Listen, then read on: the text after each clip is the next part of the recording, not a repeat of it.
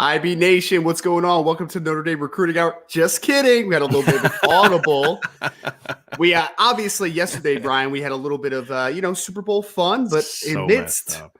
the Super Bowl news, we did have some breaking news. Obviously, that offensive line coach Harry Hiestand, who's one of the best in the business, and has been over the last X amount of years, has retired and is officially now out of the Notre Dame coaching staff, obviously, with that retirement.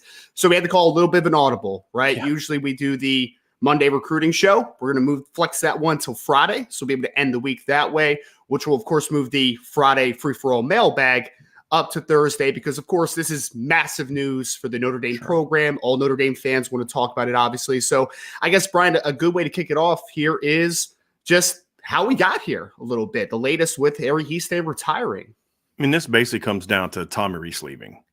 And so just a little backstory. I got a call, Ryan. You remember I called you right afterwards. I got a call on Friday. Or I got a text on Friday from somebody that's connected to the program and said, hey, look, just to give you a heads up, Tommy leaving is going to create a little bit of a ripple effect. And so, and I said, let me guess, like Harry's leaving. And he was like, yeah, because I just kind of had it in the back of my head. Like that was my worst fear. Not that I knew it was going to happen. It was my worst fear. I had hoped that he would still want to stay and work with, the best tackle tandem in the country and the kids that he recruited and all that stuff. And apparently that didn't matter enough to him to stay. And so he came back to help Tommy get going. Once Tommy left, Harry had no desire to stay at Notre Dame and keep coaching. And so I was told Friday. And then as I gathered more information over the weekend, basically he had told Marcus, there was a vibe from the beginning, the minute Tommy left, that was a concern.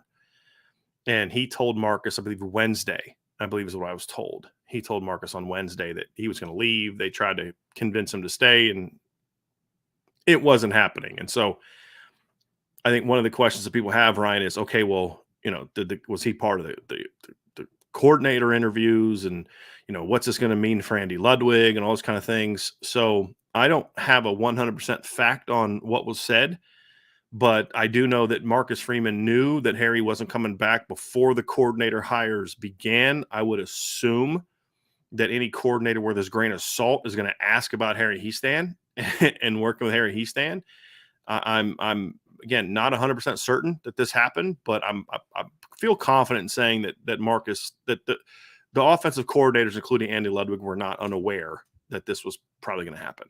The reason it happened when it did, honestly, is because Coach Hiestand was already telling the players that what was going down, and he wanted to let the players know before it got out. But then the Notre Dame media knew and coaches knew that as soon as he starts telling players, you know what that means. The players are going to start telling other players and start telling media people, and then boom, it gets out. Notre Dame wanted to be ahead of it, and so that's why they released it when they did.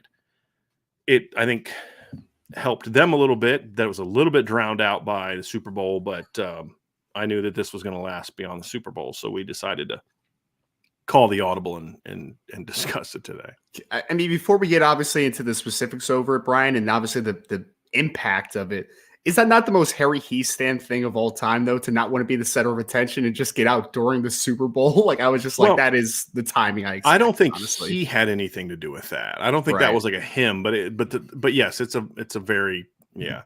I just don't think Harry cared about, doing some kind of big farewell and all that kind of stuff. And so they had a statement ready and dropped it when they did and that kind of stuff. So, I mean, it is what it is. I think if you're going to say if there's any positive that comes out of it, I do think the timing was good for Notre Dame in two regards. One is the Super Bowl kind of drowned it out a little bit, right? And then the other one too, Ryan, is a lot of these things that are happening during a dead period, which if it's going to happen during a dead period after signing day is the ideal way to kind of go about it. So I think I think that's obviously something that I would much rather Harry Hiestand still be here. And I'll be honest, Ryan, I don't look, I know Coach Hiestand's a legend and he can do whatever. He's earned the right to do whatever he wants. And it didn't quite sit great with me that this is kind of where he was. Like, you only came back for Tommy Rees and, Joe Alt and Blake Fisher and Zeke Correll, those guys who some of them you recruited to Notre Dame, like they're not enough to get you to stay for just a couple more years or another year, or at least wait till a new O-line coach is hired. On the flip side, if you're looking at it from his standpoint. There's also the notion of let me do it now before you make an OC hire so that OC knows he can make whatever hire he needs to make for the O-line coach. So there's a lot of different ways, and my emotions on it have gone back and forth from frustrated and upset to understanding to, okay, maybe that makes sense. The timing does make a lot of sense before they hire an O-line coach or, but at the end of the day, he's leaving and Notre Dame's going to have to find a new offensive line coach. I mean, that's basically what it come down to, Ryan. I mean, I don't know, kind of when I explained to you last night, kind of what went behind it and told you on Friday. I mean, you've had time to kind of let this digest. What are your thoughts on the whole thing? I mean, the initial thought is that you just lost a great offensive line coach, right? I mean, that was honestly, the first time that you told me a few days ago that it was a big possibility, a pretty large possibility that Coach Hiestand was leaving. I mean, honestly, man, it was just like one of those things where you're already in a bit of a transitional period on the offensive side of the football, right? For your offensive coordinator search. One thing that we had talked so much about is that, hey, whoever the next offensive coordinator coming in is going to have a really good support system, right? You have the best offensive line coach in the business. You have a really great young wide receiver coach. You have a really good running back coach. You have a tight end coach who has experience as an offensive coordinator. So you have a really good just resource system or support system around you that's coming in. Obviously, my initial thought is that stinks. I mean, how else are we going to phrase it, right? I mean, you're losing a really good coach who, I mean, we saw the transformation that he had during, especially the middle to late section of the season this past year. You saw what he was able to take from talent that hadn't played quite up to its level over the last couple years before that to a pretty dang good offensive line at the end of the season where you have a consensus All-American at left tackle. You have a future stud at right tackle that really showed throughout the season just how good he can be. And, as he kind of continues to get more consistent with it. And then you have a starting center coming back on top of the young offensive linemen that they've been able to, get over the last couple of years with the Billy Strauss of the world and the 5-man 2023 class that you have, Sam Pendleton in as a early enrollee, but then you have 4 other guys that are coming very soon here in the summer who I think have a chance to be a really good class. So I was excited, obviously, about what this staff could achieve, the offensive line group, and specifically over the next couple of years with Harry Hiestand. So, I mean, my initial thought is that, obviously this is a wait and see period now, right? Because I want people to understand this, right? For me, Harry Hiestand's a great coach. He's a legend. You already said that, right? I don't have to sit here and tell you about all the great things he's done. But just because he's a great coach does not mean that there's not other great coaches out there, right? This doesn't necessarily mean that Notre Dame can't recover and get a great guy in the building and can't have a guy that just kind of continues to build that room and to really get the best out of it. So it's not necessarily this is a disaster. This is the end. This is, the end of Notre Dame offensive line. That's not necessarily what it means. It just means that you have to reset and figure out what the next step is, and you have to be confident with your process, obviously, here moving forward. Nobody's saying that it's like the end of Notre Dame football or it Exactly. means they're going to have a sucky coach or anything like that. But, I mean, look, we have said Harry Hiestand's one of the best in the business. And you can't say that, when he leaves, it's no big deal. It's not that either. There's a middle ground that needs to be found. And the reality is you don't know how big of a loss this is until they hire a new O-line coach. 100%. Because losing him in 2017 got a lot bigger when you replace him with Jeff Quinn, right? I mean, it made it an even bigger loss because you were replacing with someone who wasn't, to me, qualified to do the job at a place like Notre Dame and to replace Harry Hiestand. The other part of it too is and as I've said, I've had a million different emotions on this, and this is, I'm disappointed in Coach Hiestand. I really thought that working with the kids was going to be enough to kind of keep him here and help with the OC transition. I mean, you like at least, right, Brian, that maybe it's, even if it's only for one more year, you got a shot to go out with Joe Alt and Blake Fisher. Sure. You know what I mean? Like there's exactly. that layer too. And to coach the new kids that you have coming in for a year. And so, I mean, that kind of frustrated me a little bit and not frustrated me, disappointed me in a little bit. It doesn't take away from my opinion of Coach Hiestand because I know what he's done for his players over the years. And I would never accuse him of not caring about the players, but it just was kind of like, I thought that would be enough for him to stay. At the same time, the reality is so I know some folks that are frustrated that he left after just 1 year. And my whole point is I would much rather him have left after 1 year than not have come back at all. Because I think the foundation that he laid this year and getting things back on track from a physicality standpoint. He did coach up the tackles to become what they were. He did get Zeke Correll back on track. Has made it a much more attractive job today than it was a year ago at this time.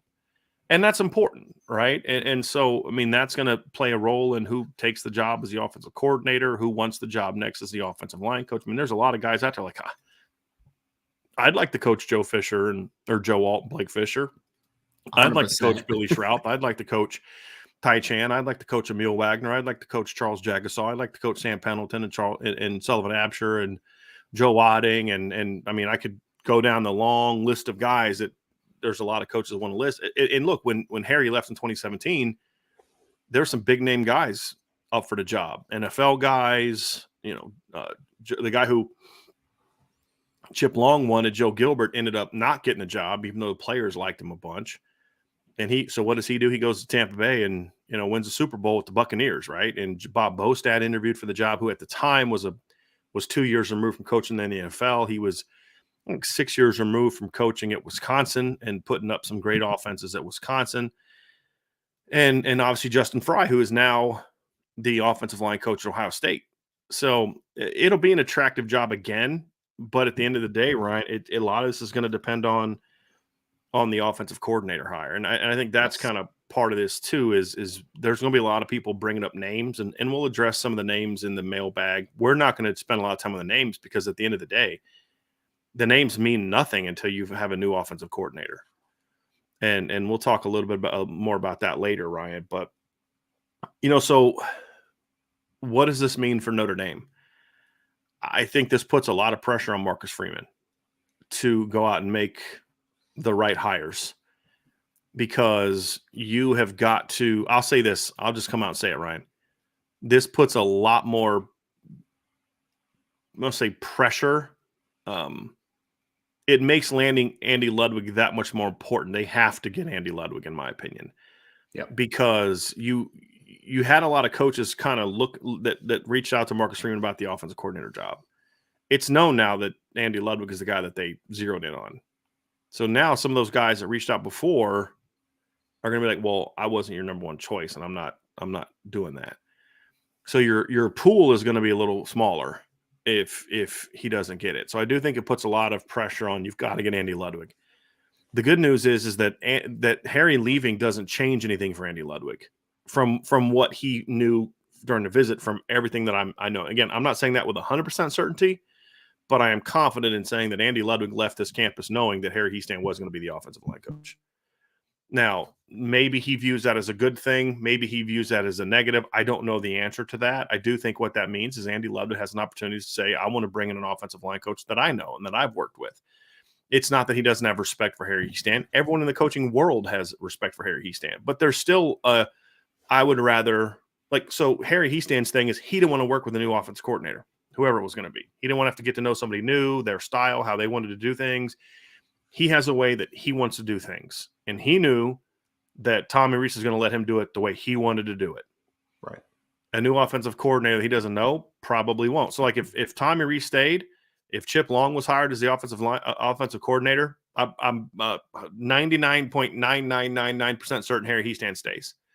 He's an older guy. He's kind of in that retirement phase anyway. He came out of retirement to take this job. He was going to work with somebody new, or he wasn't going to come back at all. I mean, it's just the reality of it. I just hoped that him getting back and getting with the kids and doing all that would have kept him to stay here and work with the kids. He didn't want to do that. And as an offensive coordinator, yeah, I'd love to work with Harry Hiestand. But if it's possible for me to bring in an O-line coach that I know that I've worked with before, then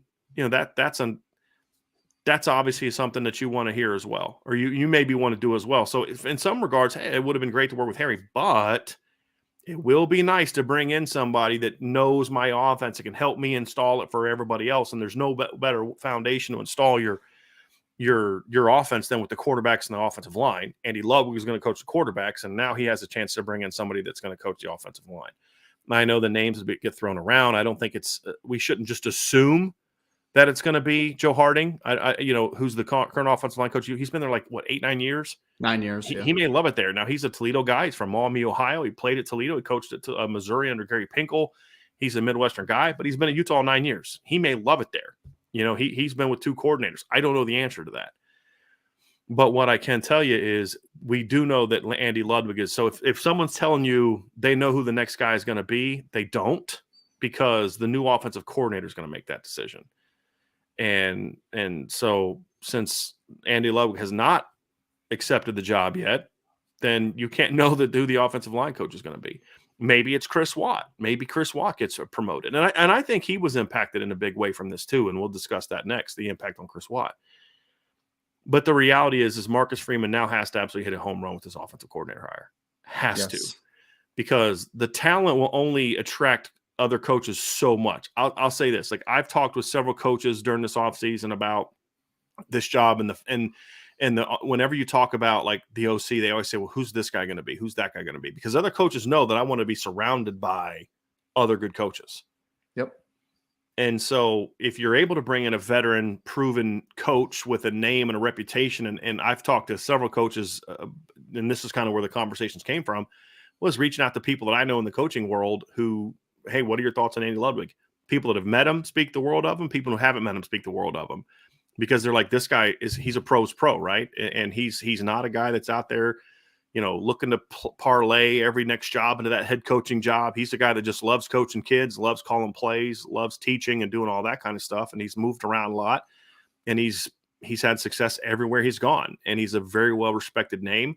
That would matter when you talk about trying to bring in one of the best offensive line coaches that you can find, is having a veteran proven offensive coordinator like Andy Ludwig. So he's got to finish Coach Freeman and the Notre Dame, because it's not just Marcus Freeman, right? It's also Jack Swarbrick's got to make sure that they do whatever they have to do financially to get the money they would need. If that's an issue, they need to do whatever they need to do to make sure that Marcus Freeman's able to get all the coaches he needs. If I hear that Notre Dame couldn't get a guy because they couldn't afford it, I'm going to be pissed off, because they can afford it. They just may choose not to, right?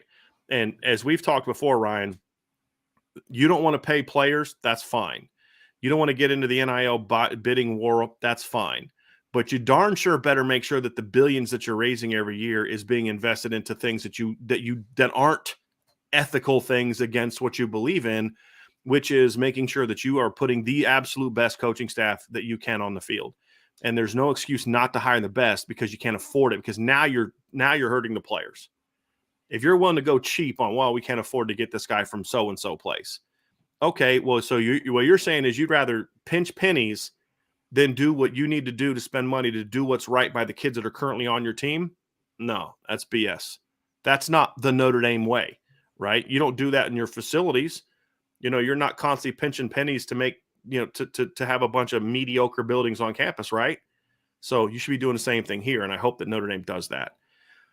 So that's kind of where I'm at, Ryan, with this, is they need to do whatever they need to do to make sure that this hire gets made. And you can't have money as an excuse, because if Ludwig comes, that starts a domino effect of what comes next. And I think that would be very, very important. Well, and I think 2 key points to kind of work off of, a few things that you hit on, Brian, is I've talked a lot about the fact that whoever the next offensive coordinator is, he does have some great resources around him from a staff perspective, right? You have a really good offensive coaching staff already assembled around it. But I think the other way that you look at that, though, is that if I'm an offensive coordinator that's coming into an already established coaching staff offensively, it can be a little bit of an awkward situation at times, right? I didn't pick any of these guys. I'm coming into the situation where this staff was already assembled, and I have to work into their ideologies, right? And to make sure I fit with them. I think that I'm not going to call it I was going to call it a blessing in disguise. I guess I could still call it that, right? The fact that Harry Hiestand's not coming back, at least if it is a guy like Andy Ludwig, at least you can say, hey, Andy, I know it's still, they're still not all your guys technically, right? But you can bring in a guy with you to help with that comfort, to help with that transition. I think that does matter, right? I mean, you want an offensive coordinator, you want a coach in general to feel a level of comfort coming in, especially when he's coming into a new situation, one that he's never been in. He's never coached with Marcus Freeman. He's never coached with Chancey Stuckey. He's never coached with any of these guys. So having one of his guys that he knows, at least has respect for, I think does have a big help in that regard, right? And I also think that if you're able to get an Andy Ludwig, and I mean, we can't, I'm not going to make any, this is fully transparency, right? Andy Ludwig has been my guy since day one, Brian. You know that, man. That's the guy. What do you also know? What do I you also know? As far as, I That think I know a lot of things. Well, he wasn't just your number one guy. I mean, that's one thing that you and I had. I mean, from day one was like, dude, this is a guy. Let's look into this guy, and because this guy was a consistent guy on both of our lists that we were both very high on. Yes, you're absolutely correct. And if Notre Dame's able to land an Andy Ludwig, that also makes this one about as attractive of an offensive line job as you will find in college football. Because not only do you have a young coaching staff that people rave about, the Marcus Freeman and what he's assembled. You also have an offensive coordinator who has been there, done that, has averaged 36 and 38 points per game over the last 2 years at Utah with lesser talent than what Notre Dame has offensively. But also, you talked about the room earlier, right? You talked about Joe Alt, Blake Fisher. What offensive line coach would not want to coach in that situation? Under that great of an offensive coordinator, with that much talent in the room, I mean, and you, like you said, yeah, it wish you would have been longer, but the fact that you got a year under Harry Hiestand, he laid that groundwork, right? Yeah, the foundation fundamentals was rebuilt, right? Absolutely. Like that's a thing for me. Like, the foundation got a little rotted, got a little torn down, and Harry Hiestand came out, tore all that stuff up, right? Laid a nice, clean, brand new foundation of toughness, of fundamentals, and then brought in a really good recruiting class that, as you and I talked about, is nothing but 5. Say what you want about that class. There's one thing that no one can debate. That is as physical of a 5-man group as Notre Dame has brought in a long time. Oh, yes. Right. And so those things are all true. And, we talked too about, look, coaches, like you think, well, are coaches familiar with what Notre Dame has? If a guy's at a Power 5 school, he knows what Notre Dame is bringing in. Because as we mentioned, like when we talked about Andy Ludwig on Saturday with Vince and I, Ryan, we went through all the guys that Utah had offered a scholarship to in the 2023 class. And it was like Jeremiah Love, Braylon James, Rico Flores, Cooper Flanagan. You know what I mean? It was like, yeah, he knows who's coming, right? He had offered Tyler Buckner in the past. He'd offered Jadarian Price in the past and all that kind of stuff. And like, yeah, the talent is there. They know it, but it's not always just that easy, right? There's never one thing that causes coaches to come or go. Sometimes it's comfort. Sometimes it's, I have a daughter who's a student here, and sometimes it's like, my daughter also understands that this is part of the business, and or my son may feel that way, or there's always types of things where a coach may say, I'm really comfortable and content where I'm at, and this is kind of where I want to retire. Or a coach may say, I've always wanted to retire here, but I also want to win a championship, and I've got a chance to win a championship at Notre Dame. There's all types of reasons why coaches take jobs or turn them down. Notre Dame needs to make sure that over the next 24 hours that they do whatever it takes to make sure that Andy Ludwig doesn't say anything but yes to this offer. Yes. I mean, that's the reality of it. And then sort of that foundation gets laid, and then now it's going to be much easier to bring in, whether it's Joe Harding or whether he's, for all we know, I mean, it could be Joe Harding, right, that he likes, but it could be somebody he worked with at another school, or somebody that because as we've mentioned before in the past, Ryan, is, sometimes it's, hey, I've never worked with this guy, but man, I would love to. And if I ever get a chance to work with that guy, I'd love to work with that guy. I mean, there's that element to it as well. And so we don't know what his thoughts are on that. We don't know what Andy Ludwig's philosophy is on that. I couldn't tell you. All I know is that whatever happens, he needs to make sure that they knock it out of the park. And I can't say it enough, Ryan, that they need to make that hire first. We'll talk about the offensive line stuff, as far as the coaches and all that, if you guys want to do that. But I mean, it just put this decision puts so much more emphasis and pressure on it. And the reason why is because when you look at it, Ryan, it's one of those things where I'm trying to think of the right way to say this. If you hired a younger, less experienced offensive coordinator, let's say a guy coming up from the MAC, sure, hypothetically, you're bringing him into a situation where he's working with one of the best offensive line coaches in the business. He's working with veteran running back coach. He's working with all types of other things. And you can say, hey, look, you feel better about bringing it, and we've made this case, Ryan. You feel better about bringing a guy in who maybe doesn't have that experience because you have the experience around him, right? We made that case with Colin Klein, where you bring him in, but you've got a very veteran. Well, that may not be the case now, and a veteran offensive line coach somewhere else may not want to come and work with a young, unproven guy or something like that. So those are some of the reasons why we say it's just so important to make sure that this hire is right. They've got to make this hire right. And can I say, from a Notre Dame fan perspective, I completely understand some people's opinions right now of, look, you have to replace your offensive coordinator. You also have to replace one of the best offensive line coaches that we have seen in recent time. Like, some people, I think for right now, Brian, the sky is falling a little bit, right? And sure. I totally get that, 100%. But I will say this. If Notre Dame is able to land Andy Ludwig, I have zero doubt that they're going to land a really good offensive line coach because of all those things we talked about, all the things that they have to offer to an offensive line coach. It's going to be a very attractive job, whether it is Andy Ludwig's guy or they have to do more of a little bit of a larger search potentially, right? I think that if you would land the offensive coordinator to that high of a level and higher, in my opinion, then the offensive line coach job is going to be a lot easier to make sure you got that guy as well. So yes, it might feel like the sky is falling for now, but as long as they get this thing right here in the near future, which we expect, things hopefully are trending in that direction, then you feel like you're going to come out of this potentially. And again, Harry Hiestand's a big loss, but there's a potential if you got Andy Ludwig and a really good offensive line coach, you potentially upgraded this offensive staff. I mean, that's a reality that we're in. Right. It doesn't have to be the worst case scenario here, is my point. And that's the unknown, Ryan, right? Like it's gonna sting more when you don't know what's next. Like if Andy Ludwig would have accepted the job while on campus and it leaked out or whatever, and you say, yeah, okay, it sucks to lose Harry, but I think what's stinging some people is the fact that I think some people don't view this as there's still a lot of people that feel like this is somehow going to affect Andy Ludwig in some capacity, meaning like it's new news. Sure. I'm not saying that knowing Harry Hiestand is going to leave doesn't impact him. What I'm simply saying is it's not like he didn't know. He wasn't blindsided by it.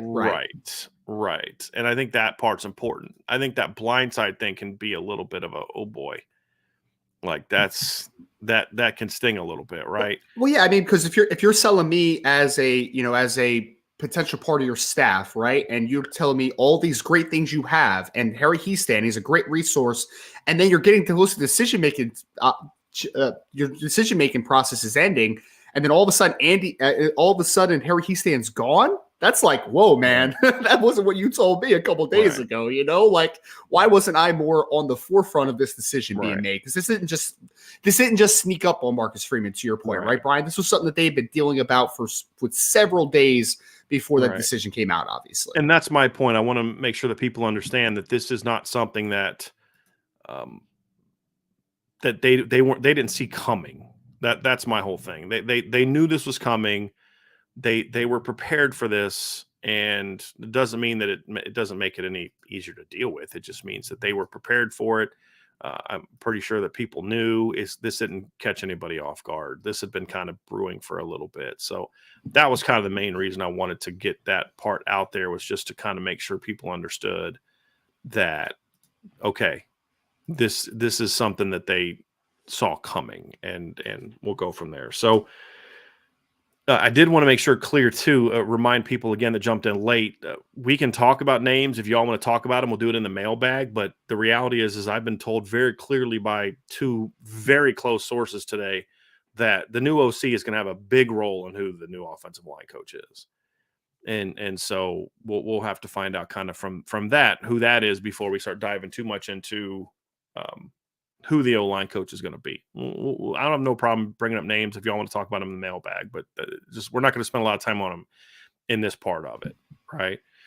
So look, it's going to be an interesting few weeks, Ryan. I mean, once this one done, it would not shock me if there was more movement here over the offseason. That's just part of college football, right? I mean, coaches come and go, and so It's going to be interesting to see kind of how it goes. But I do think the thing is, Ryan, in some ways, this is a good timing thing because a lot of this stuff with Tommy Rees and then Harry Hiestand happened during the dead period. You want to make sure you try to get these guys as rolling as quickly as you can before the dead period's over, which is quickly approaching.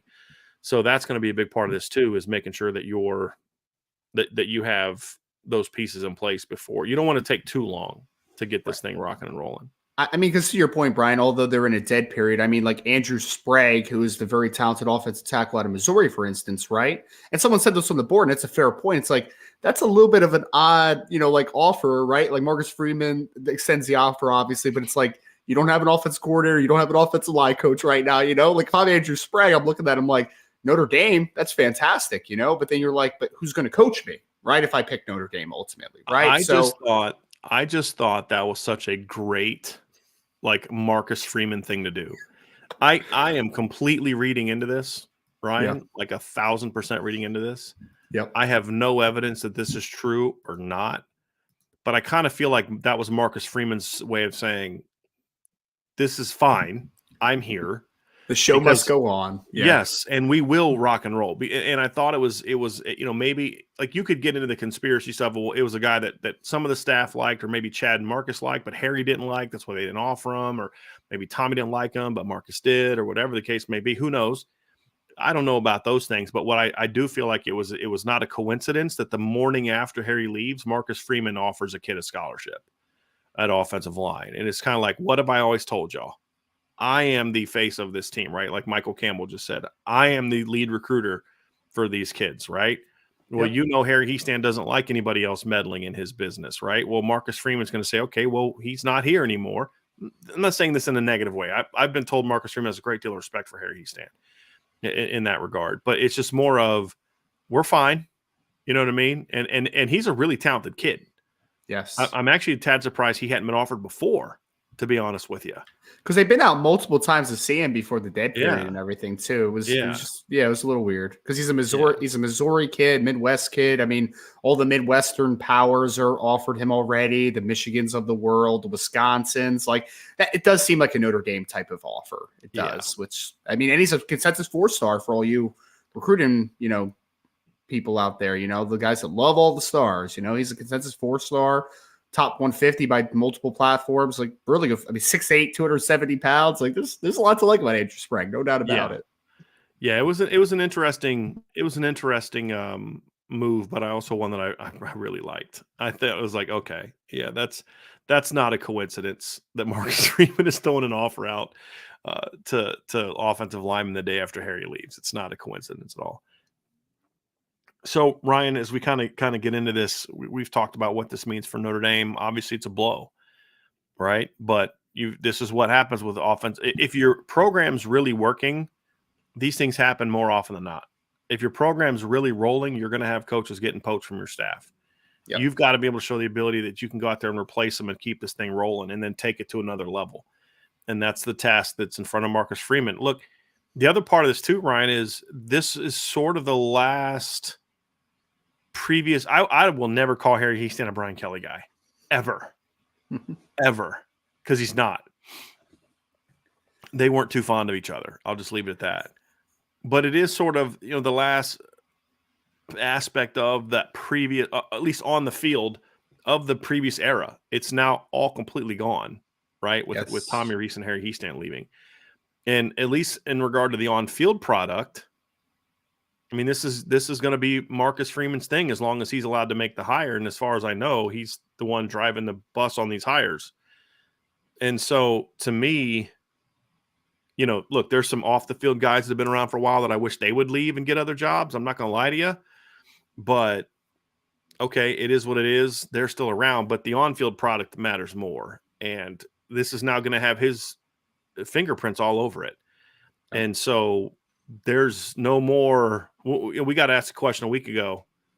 If Notre Dame wins a championship over the next couple of years, how much credit does Brian Kelly have? Well, now it's a zero, zero. I mean, your quarterback's probably going to be someone who Brian Kelly didn't recruit. The entire coaching staff is new.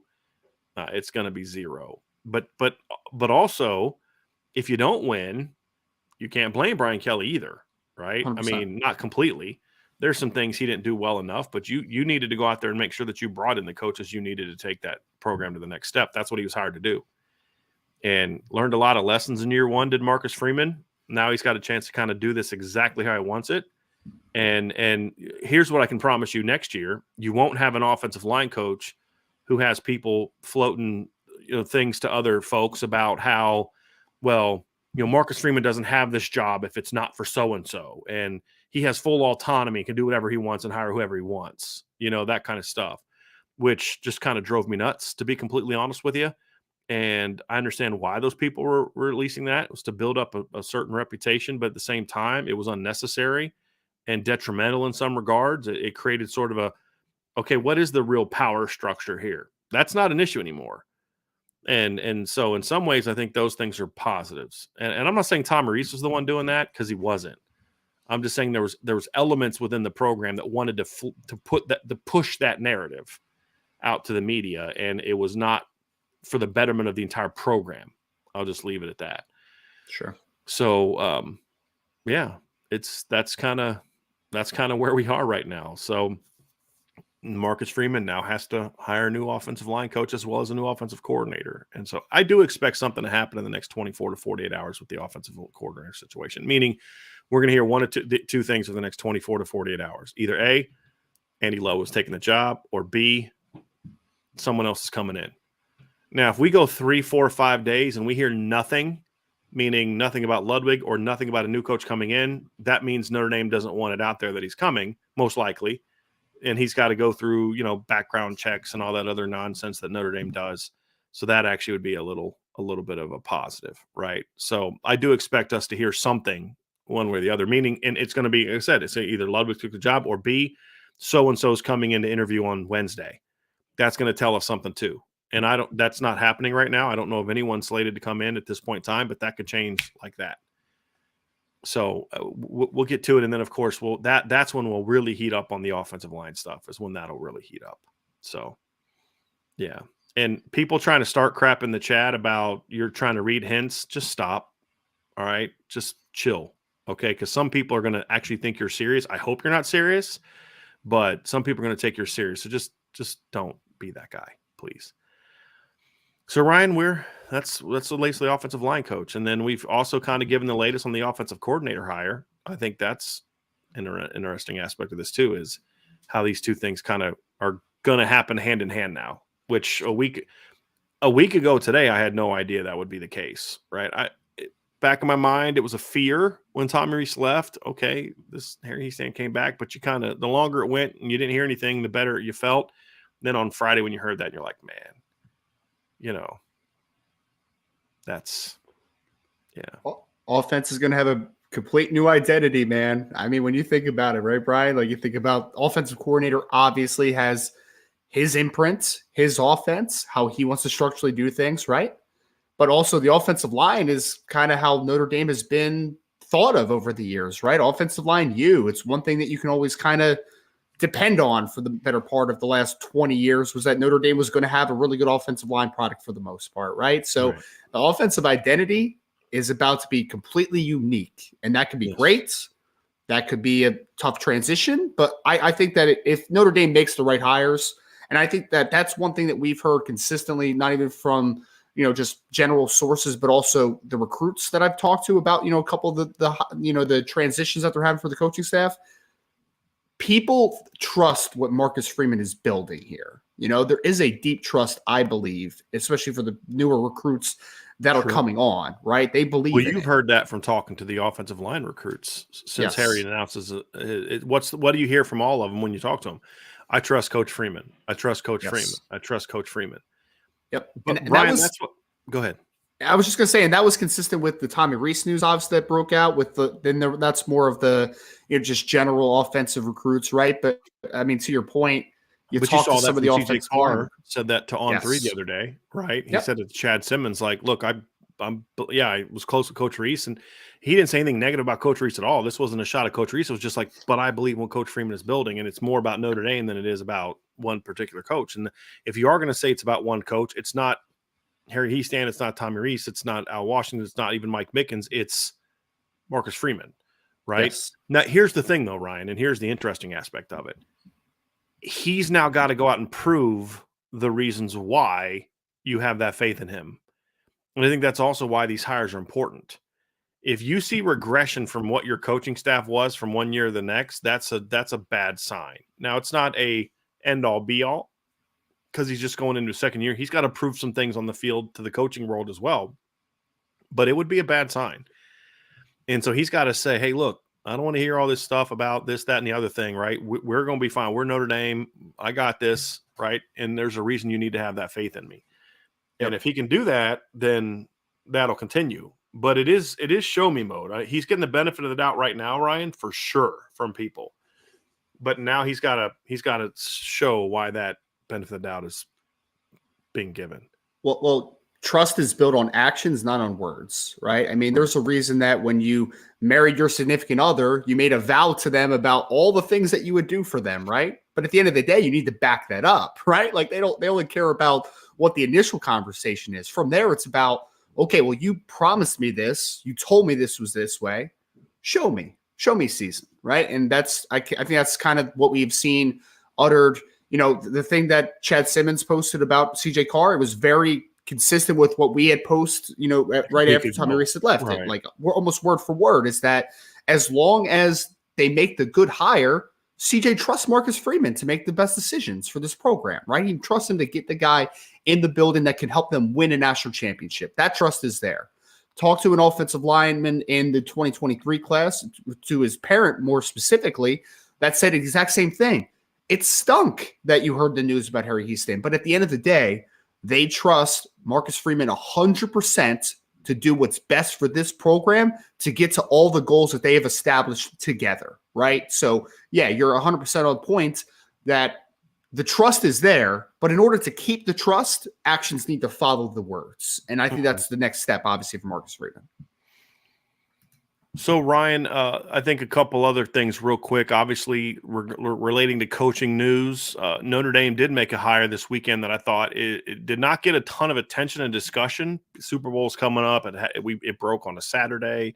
Then the Hiestand stuff comes open, and that is that Max Bulla is going to be the linebacker. He's going to be a GA at Notre Dame. He was at Alabama the last 3 years. But he's now going to be the defensive GA, and the reality is he's being brought in to coach the linebackers. I mean, so just so people understand, talking to sources, like, yes, it's a GA because that's how we have to make the staff work, right? Fortunately, this is a guy that can still be a GA for a couple more years. But the reality is he's being brought in to coach linebackers like James Laurinaitis did. The difference is he has more experience. He obviously was the defensive GA at Alabama the last 3 years, which means he had an on-field role. He was going to transition to an analyst this offseason because you can only be a GA at one school for 3 years. You can't be a GA at a school longer than 3 years. You can be a GA longer than 3 years, but not at one school. And I think it says a lot that Nick Saban wanted to keep him on after 3 years as a GA, as an analyst. And analysts at Alabama go on to get full-time jobs and coordinator positions and sometimes even head coaching jobs. And so, you know, I think that was a big move that's not being discussed. He's a Midwestern guy. And unlike James Laurinaitis, who you and I had high hopes for, he's actually coached. Yes. So he not only coached the last 3 years at Alabama as a GA, but he also spent a year in 2019 at Cincinnati as, I believe, a graduate assistant coach. Well, who was the defensive coordinator in 2019 at Cincinnati? It was Marcus Freeman. So Marcus Freeman's very well aware of what Max Bulla brings to the table. Now he's got 3 years under Saban's wing on defense. So this is a big hire that a lot of people aren't talking about, Ryan. And It's a really smart hire because you want to bring in a defensive coordinator, and to a degree, you want to hopefully be in a position where that defensive coordinator can just kind of run the defense. But it's hard to do because of the staff limitation numbers. Well, you bring in a guy like Max Bulla, and he's comfortable being a GA for a few years, couple years maybe. Now, all of a sudden, you just added an extra full-time coach in that route, and that's big for Notre Dame. And so there's a lot of people I talked to this weekend that are very fired up about them being able to make that move and bring him in. So he's essentially going to be your linebackers coach. So we're going to start hearing his name with recruits, and I've already heard it. I've had people from Michigan area and like, oh my gosh, like this kid's a legend. This whole family's a legend in the state of Michigan, right? This is from the Bullough family. The other brother played there. I think the Riley dad played there. The grandpa played there. Like, this is Michigan State royalty, Michigan football royalty. And this is obviously a positive for Notre Dame in a lot of ways. So it was good to make that move happen quickly. It's not a traditional GA. This is a guy that was a 3-time All Big Ten player, twice first team, and then as a sophomore he was second team. He was, I think, a third team All American. He played 3 years with the Texans. So this is a guy that knows how. And he was never the most athletic guy, Ryan. He did it because he was incredibly smart. Yes. Right. 100%. And so I can see you have something to say about this, Ryan. I just think this is a much bigger move than what maybe some people think that it is from a coaching standpoint. I mean, honestly, when I heard Max Bola's name, I got like the flashbacks of the better times at Michigan State football. Like he was. I'm pretty sure his last year they went like 12-1, didn't they? Where they were really good his final year, if I remember correctly. And his junior year, I think he had 100-something tackles, double-digit tackles for loss. His last year was 2013. Yeah. Which was the year they went 13-1, and their only loss was to Notre Dame. Yes. So, and I mean, he was a tremendous player at Michigan State, which, look, James Laurinaitis was a great name, right? I mean, we talked about him as far as his All-American status at Ohio State. We talked about the years under St. Louis Rams as their all-time leading tackler. He played 1 year with New Orleans in kind of an injury-riddled year, but he had the college background. He had the NFL background. Max Bola has that too, although it might not be as decorated on the NFL level. He wasn't as talented as James Laurinaitis, but the experience is there, yes. No. But he's got the NFL background, he's got the college football background, and more importantly, to your point, he's got the coaching background, which matters, right? Like he's been around guys like Henry To'oTo'o over the last couple of years, Christian Harris. Like Alabama's had some names at linebacker, right? And definitely more production at linebacker than what Notre Dame has had over the last couple of years. So I think that from every vantage point, it brings a good vibe to me because he's also a Midwest guy, right? I mean, you're going to hear Max Bola's name because him and his brother Riley were fantastic players from Michigan State. And I think that they're going to be very in touch with the Midwest, right? And be able to attract a lot of players, not only just regionally, but also we talked about the Peyton Pierce implications to James Laurinaitis, losing him. Well, hopefully Max Bola can kind of just get right back in that one and attract, a guy like a Peyton Pierce continuing that momentum, hopefully kind of moving forward here. So I thought that it was a slam dunk opportunity for me, man, because I just look at every vantage point. I'm like, what exactly does he not bring to the table as a GA that you wouldn't find attractive, right? Like he's played in the NFL. He's been a really good player in college football. He's been in assistant and actually in a coaching role longer than no years that James Laurinaitis was in coming into last season, right? So I really did like the Max Bola addition to the staff. I think that he is going to, and again, I look forward to digging in more of his coaching philosophy and all those great things. But from the outside perspective, he seems to check all the boxes that you would want, especially in a GA. I mean, especially. Yeah. So Ryan, we're going to go to the mailbag here in a little bit, and we'll have a lot more conversation about the offensive line coach. I think we've kind of addressed everything that we wanted to address about the offensive line thing. Before we get to the mailbag, I did want to talk a little about the Super Bowl last night, Ryan, and heck of a game, man. Heck of a game. What was I'm going to start off right now. Yeah.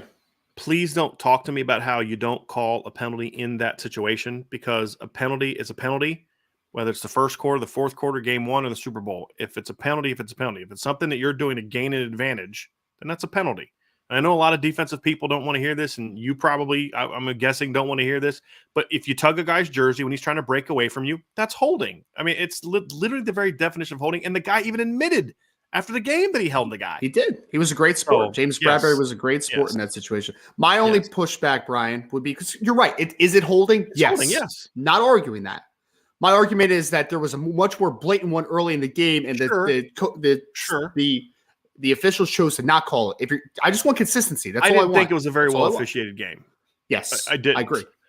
But my whole thing is, I just want the fairness. Ryan, that's a great point to make, right? Like, that's my big thing. Be consistent with it. But don't come at me and say it's not a hold, and you don't, or here's the worst one. You don't call that in that moment.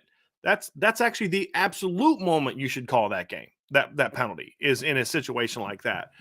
So I can't just, it just drives me nuts when I hear people saying, "Oh, that wasn't a hold." Yes, it was a hold. Well, you shouldn't call that in that moment. If it was a hold, you should call it. I think the valid argument to you, Ryan, is that right there.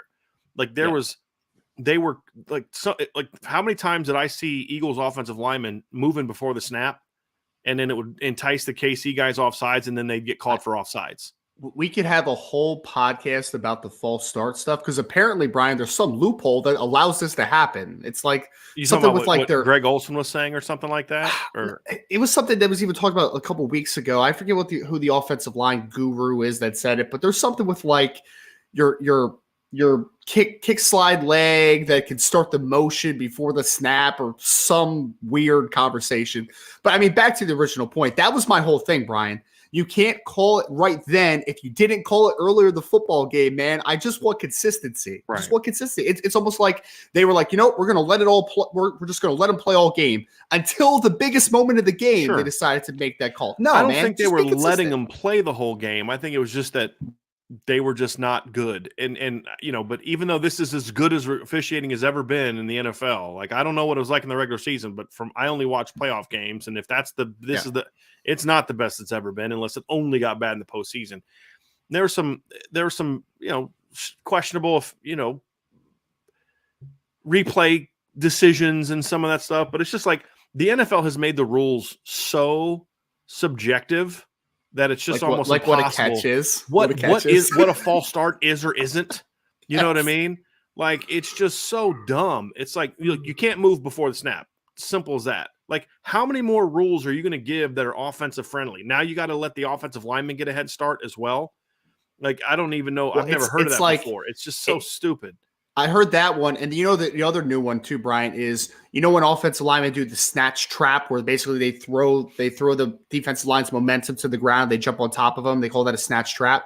Well, by definition, a snatch trap is a hold because you're grabbing the jersey and throwing the guy to a ground, right? Like, there's just so many inconsistencies. But again, like, that was my only criticism of that play, was that if you were going to not call it all game, don't call it now, man. Don't call it now, because that's fine. That's a much better argument than, it's not a hold, or you can't call it in that moment. He held him twice on one play. I mean, if we're being completely honest, right? Yes. It's just, why is it a penalty now when it wasn't a penalty in the first quarter? I just want equality. I think if anything that they're going to say is, well, you really have to call it in that big of a moment. And that's a better argument than the opposite of you don't call it in that. It's even worse in basketball. Like, if you hit a guy's hand, you hit a guy's hand. Like, I mean, I don't, last 2 minutes, it doesn't matter. It's just like, it's like baseball to me, right? With the strike zone. Just tell me where your strike zone is all game. And that's cool. Don't change your strike zone the most important at bat of the night, though. Ninth inning, right? Yeah, ninth inning. We're gonna squeeze the pitcher in the ninth inning or something like that, right? Because it took a little bit of the luster off of what was a great Super Bowl, man. I'll be very honest, Brian. When it was 35-27 and the Chiefs had just come roaring back, I was like, "There's no way the Eagles are coming back to score there," and then they did, man. I'm like, "That's magic, man. That's awesome. Good for Jalen Hurts. That was fantastic." It was a very, I'll tell you, man. It was the I felt bad for the defensive coordinators. Because number one, there's some stuff that they allowed, that I thought was like, okay, whatever. But the other thing too is, that was an offensive coaching clinic. Yes. I mean, from both sides, especially in the second half for the Chiefs, man, it was wild. Oh my gosh! Wild. But, Pat Mahomes was 13 out of 14 in the second half, and nobody's talking about that. Well, they did such a great job of just taking what they were giving them, and they completely negated the pass rush of the Eagles. With a lot of that quick stuff, the movements, the motions, and all that kind of stuff, the clear outs that they were doing to get guys free. I mean, how often do you see them use? I've never seen a team use motion quite like that to get guys that wide open on the flats for touchdowns. I mean, because they were just using the Eagles. They were using their own. You know about great self-scouting? They knew that the Eagles knew that in that alignment, they're going to cross with that motion guy. Yep. And so they hit a hard jab inside and bam. Once that guy turned his hips, he was done. Happened twice. Yeah, did it twice. That's just great coaching, and I felt bad for the defensive coordinators, man, because they were trying to dial some stuff up. I mean, the Spagnuolo had some really well designed stuff on the for the Chiefs, but then Jalen Hurts would just get away from it, and That's I the thought, frustration of the running quarterback, man. That's the yeah. frustration they can cause. Yep. I thought Jalen played his butt off. I mean, he had some played very hard. great throws in that game, ran the ball well. It's just Pat Mahomes, man. Like, and Andy Reid is just, and Bieniemy and that entire staff, man. It's just some great stuff in that second half, man. And I tell you that fumble, the one mistake Jalen Hurts made the whole game was, he just dropped the ball. He didn't get knocked out. He just dropped the ball. Yep. If it's 21-7 going into halftime, I don't know if the game turns out the way that it does. Yeah, it might get a little dicier. I agree there. Yeah. I'll say this, Brian. It would never happen because of the world we live in. But for me, the player of the game, the MVP of that game, was the offensive line for the Chiefs, man. I mean, they were great. The Eagles had 70 sacks during the regular season. They barely sniffed Pat Mahomes all night, man. Barely sniffed him. And the Chiefs ran the ball at a pretty good rate, man. I mean, the Isaiah Pacheco kid ran the ball hard all night. Well, they set the tone early with him, Ryan. Yeah. It's like he had a really big run early. Yep. And I kept hearing about how great this Eagles defensive line is and like third all time in sacks. I'm like, okay, let's make sure we put the caveat in that they played extra games, but that's a different conversation for a different day. But anytime you start getting into the conversation with the 85 Bears, okay, I'm listening. Right. Okay, I'm listening. But the offensive line did a great job, but they schemed it well too, Ryan, because they're when they did throw deep, it was either they moved the pocket to get Pat Mahomes out of the pocket, or B, they max pro'd and took some shots. But it was really just the quick game, the crossers, the overs, the stuff where it's like, hey, we're going to move the pocket, get rid of that stuff quickly, and negate the pass rush. And that's what they did. And the Eagles secondary just couldn't make enough plays and to shut them down. But I think that the fact that they tried to be balanced with Pacheco also played a big role, Ryan. And hey, we're not going to make Pat Mahomes beat you all by himself on a bum leg. And that's the other thing too, is did you see how much pain he was in at the end of the second quarter?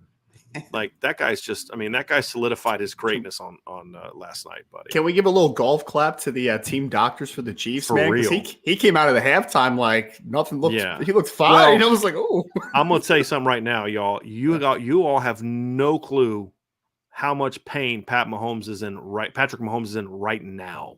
Oh yeah, because once you kind of get back out there, the adrenaline starts kicking in, and it's still painful, but it's not as painful. I was telling the story the other day, Ryan, about when I sprained my ankle in a game, and it was hurting. But once the adrenaline got going, you don't really think about it. But I'll tell you, man, that bus ride home was one of the most miserable experiences of my life. Yeah, and I promise you, Pat Mahomes is in a lot more pain today than he was last night. Probably got something for it and all that kind of stuff. He probably didn't feel in the middle of the night. I'm assuming he had a little bit of an additional, pain reliever last night after the game. I'm cortisone or something going on. I'm talking more of the liquid kind, the kind you ingest. Yes, definitely had more of that. Yeah. But but it was just, what it was for me, Ryan. Like, there's things I could pick apart. Like I said to you in the first half, the KC linebackers were just taking terrible angles of the football in the first half. Yeah. And there's things like that you can look at, like, hey, you've got to play that. Like, you saw how it just ticked off Spagnuolo was on that long touchdown pass. He's like, we had the right defense called for it. I'm like, yeah, you did, but that was a phenomenal throw. And A.J. Brown made a great catch. Sometimes you got to say, man, hey, bro, great play. For the most part, even the stuff that didn't go well, it just was one of those things where you look at it and say, man, it was just guys making plays.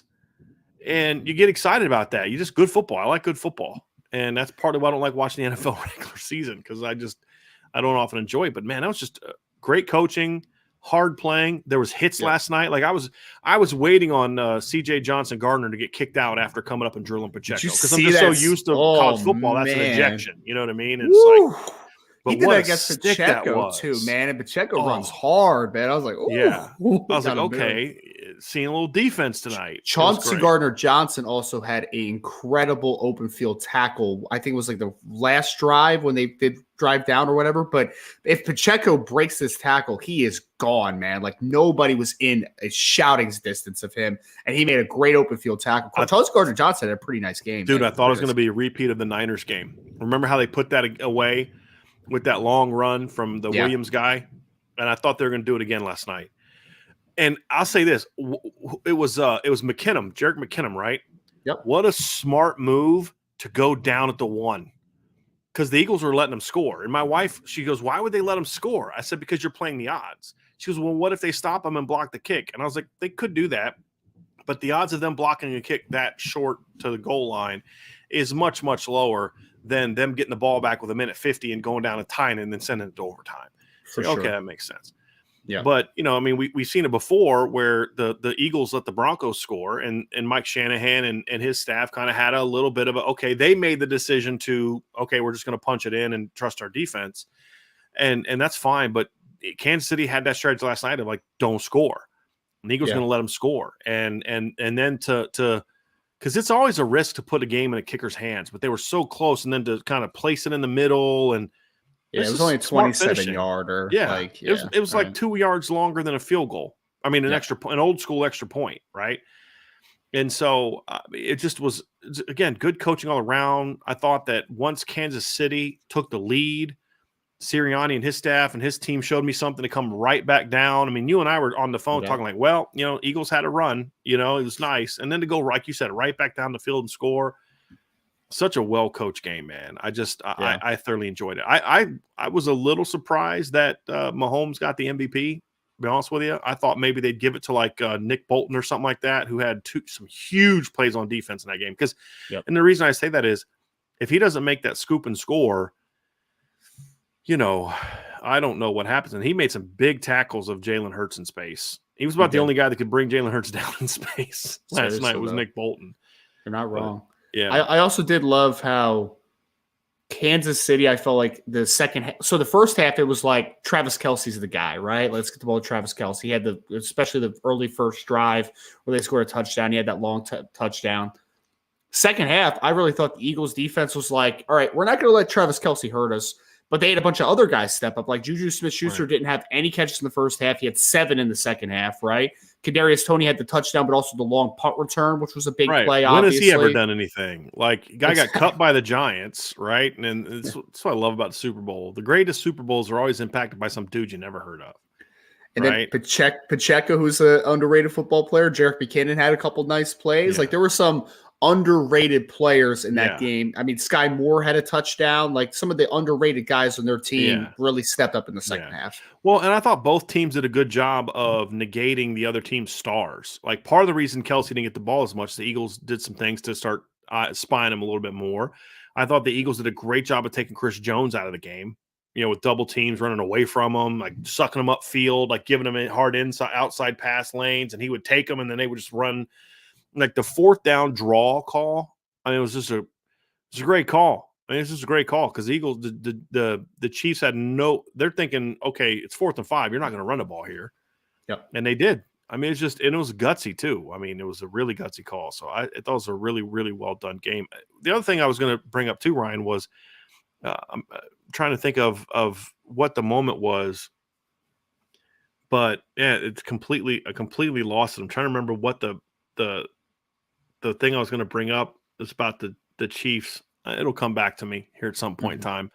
But I was thinking about something else that was impact. One of the things I love about Super Bowls, when you look at who made the big play in the Chiefs last Super Bowls, like Damian Williams. That's what I love about these moments is because you hear these guys that who is it, Larry Brown? Never had a good game in his career with the Cowboys, but except he gets 2 pick sixes against the Steelers. You know what I mean? Yeah. And of course, the Raiders give him a big contract, and he never lives up to it. Yeah.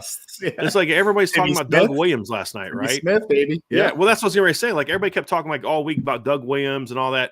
And I know it's a great story, but as a Broncos fan, I don't like the Doug Williams story but I at the time, my dad was happy about it because he's a Redskins fan, but Doug Williams had some big throws in that second quarter, and and I think the fact that he got hurt and then came back, if I remember him getting his knee twisted up, but it was Timmy Smith that ripped up the Broncos in that second and third quarter. You know what I mean? He might be one of the best one-hit wonders of all time in football. Yes. And I still have nightmares about Timmy Smith and running counter trade behind the Hogs. That's my nightmare, not. I think it was I think Ricky Sanders had a long touchdown pass in that game, but man, it was Timmy Smith that ripped that one up. And people forget, man, Denver had a 10-0 lead going into the second quarter because Elway threw I think it was a 50-something yard touchdown pass to Ricky Teal in the first play. They just went yard. They just went a bomb on the outside of the first play of the game, and Elway just out threw the defense for a touchdown. But yeah, whoever heard of Timmy Smith before or after that game. We already knew who Doug Williams was, and he had played with Tampa Bay. He was a great Grambling quarterback. He went on to be a coach and all that. Like, we knew who Doug Williams was. Who the heck is Timmy Smith? Still don't know who Timmy Smith is. I couldn't tell you where he went to school. But of all the legends on the team, you had the great Doug Williams story. You had several. Joe Jacoby, I believe, was still on that team. I mean, a lot of the Hogs on that team. You had Art Monk was on that team. Gary Clark was on that team. They said like Clint Didier and I forget the other tight end's name, Dexter Manley, Charles Mann, and it was Timmy Smith that won the Super Bowl MVP of that game. Yep. You know what I mean? Like, it's just wild how that stuff plays out, man. It really is. But that's what I love about Super Bowls, because you see those guys like that. I mean, you've heard of them, but if I were to say, hey, Ryan, you got to bet on who's going to be the biggest impact guy for the Chiefs last night, and all the names you could possibly pick, and you're going to go with Kadarius Toney and Isaac Pacheco. Right, man, that was a great return by Toney, though, man. That was incredible return. It was. That reminds me of another one from that Redskins team. Yeah, that reminds me of the Seahawks Patriots Super Bowl from a few years ago, where they didn't run the football with Marshawn Lynch, and that was the Malcolm Butler game, man. It was like, who the heck's Malcolm Butler? And then he ends up being a good quarter, like, oh, okay, cool. Yeah, it's one of the great things, and that's what always I felt hurt the Broncos, because they didn't have good enough players to have that guy step up. It was just kind of like Elway and the Seven Dwarfs kind of thing, back then. But anyway, it was a great game. But Ryan, here's an interesting thing. I want to get your thoughts on this, and I think I know your answer to this one. Okay. Does last night's win, second Super Bowl, third Super Bowl appearance, is there anything that Patrick Mahomes can do now to finish out his career that keeps him out of the Hall of Fame? Or is he pretty much locked himself as a Hall of Famer at this point in time? Which is crazy to say about a guy still in his 20s, but I feel like MVPs, 2 Super Bowl rings, lost their best receiver in the offseason, right? All that conversation about Tyreek Hill and all that kind of stuff, and then he goes out and wins the Super Bowl with dudes that a lot of other people didn't really want. Nah, I mean, there's not many players that could retire at 27 and still make the NFL Hall of Fame, right? I mean, that's pretty rare thing. Like the Gale Sayers, right, for instance, where it's like, he tore his knee up after 5 or 6 years. It's just like, oh, he's still a Hall of Famer. Patrick Mahomes, God forbid, could hurt himself tomorrow, have a career-ending injury, and he's in the Hall of Fame, man. Like, there's no doubt, right? I mean, he is, and again, it's a small sample size, but you put like the 4-year stretch that he's had the last 4 or 5 years, right? And you go like, I'll put that up against anyone historically, really. I mean, it's incredible what he's been able to do, man. And to your point, Brian, I do think there were some people, because there are some Patrick Mahomes haters out there for some reason. I literally I put before, when halftime was about to, like the first half was about to be over, I said that that Patrick Mahomes was going to go Super Saiyan in the second half and win the football game, right? And someone literally commented on the thing and deleted his comment and said, he's mid as F. I'm like, he's mid? Talking about Mahomes? Yeah, he's mid. Can you, first of all, can you explain to me what that means? It means that he's average. Like he's not, like he's a little overrated type of thing. So we don't use real words anymore. We just make up words and apply them to things that have nothing to do. Okay. But it's so frustrating because, Brian, believe it or not, there is a large portion, not a large portion, but there is a portion of the population that do think that Patrick Mahomes is overrated. They do. I think all I have to say is that this season dispels all of that, because a lot of people were like, oh, he's got Tyreek Hill, the most unique player, and blah, blah, blah, blah, blah. Sure.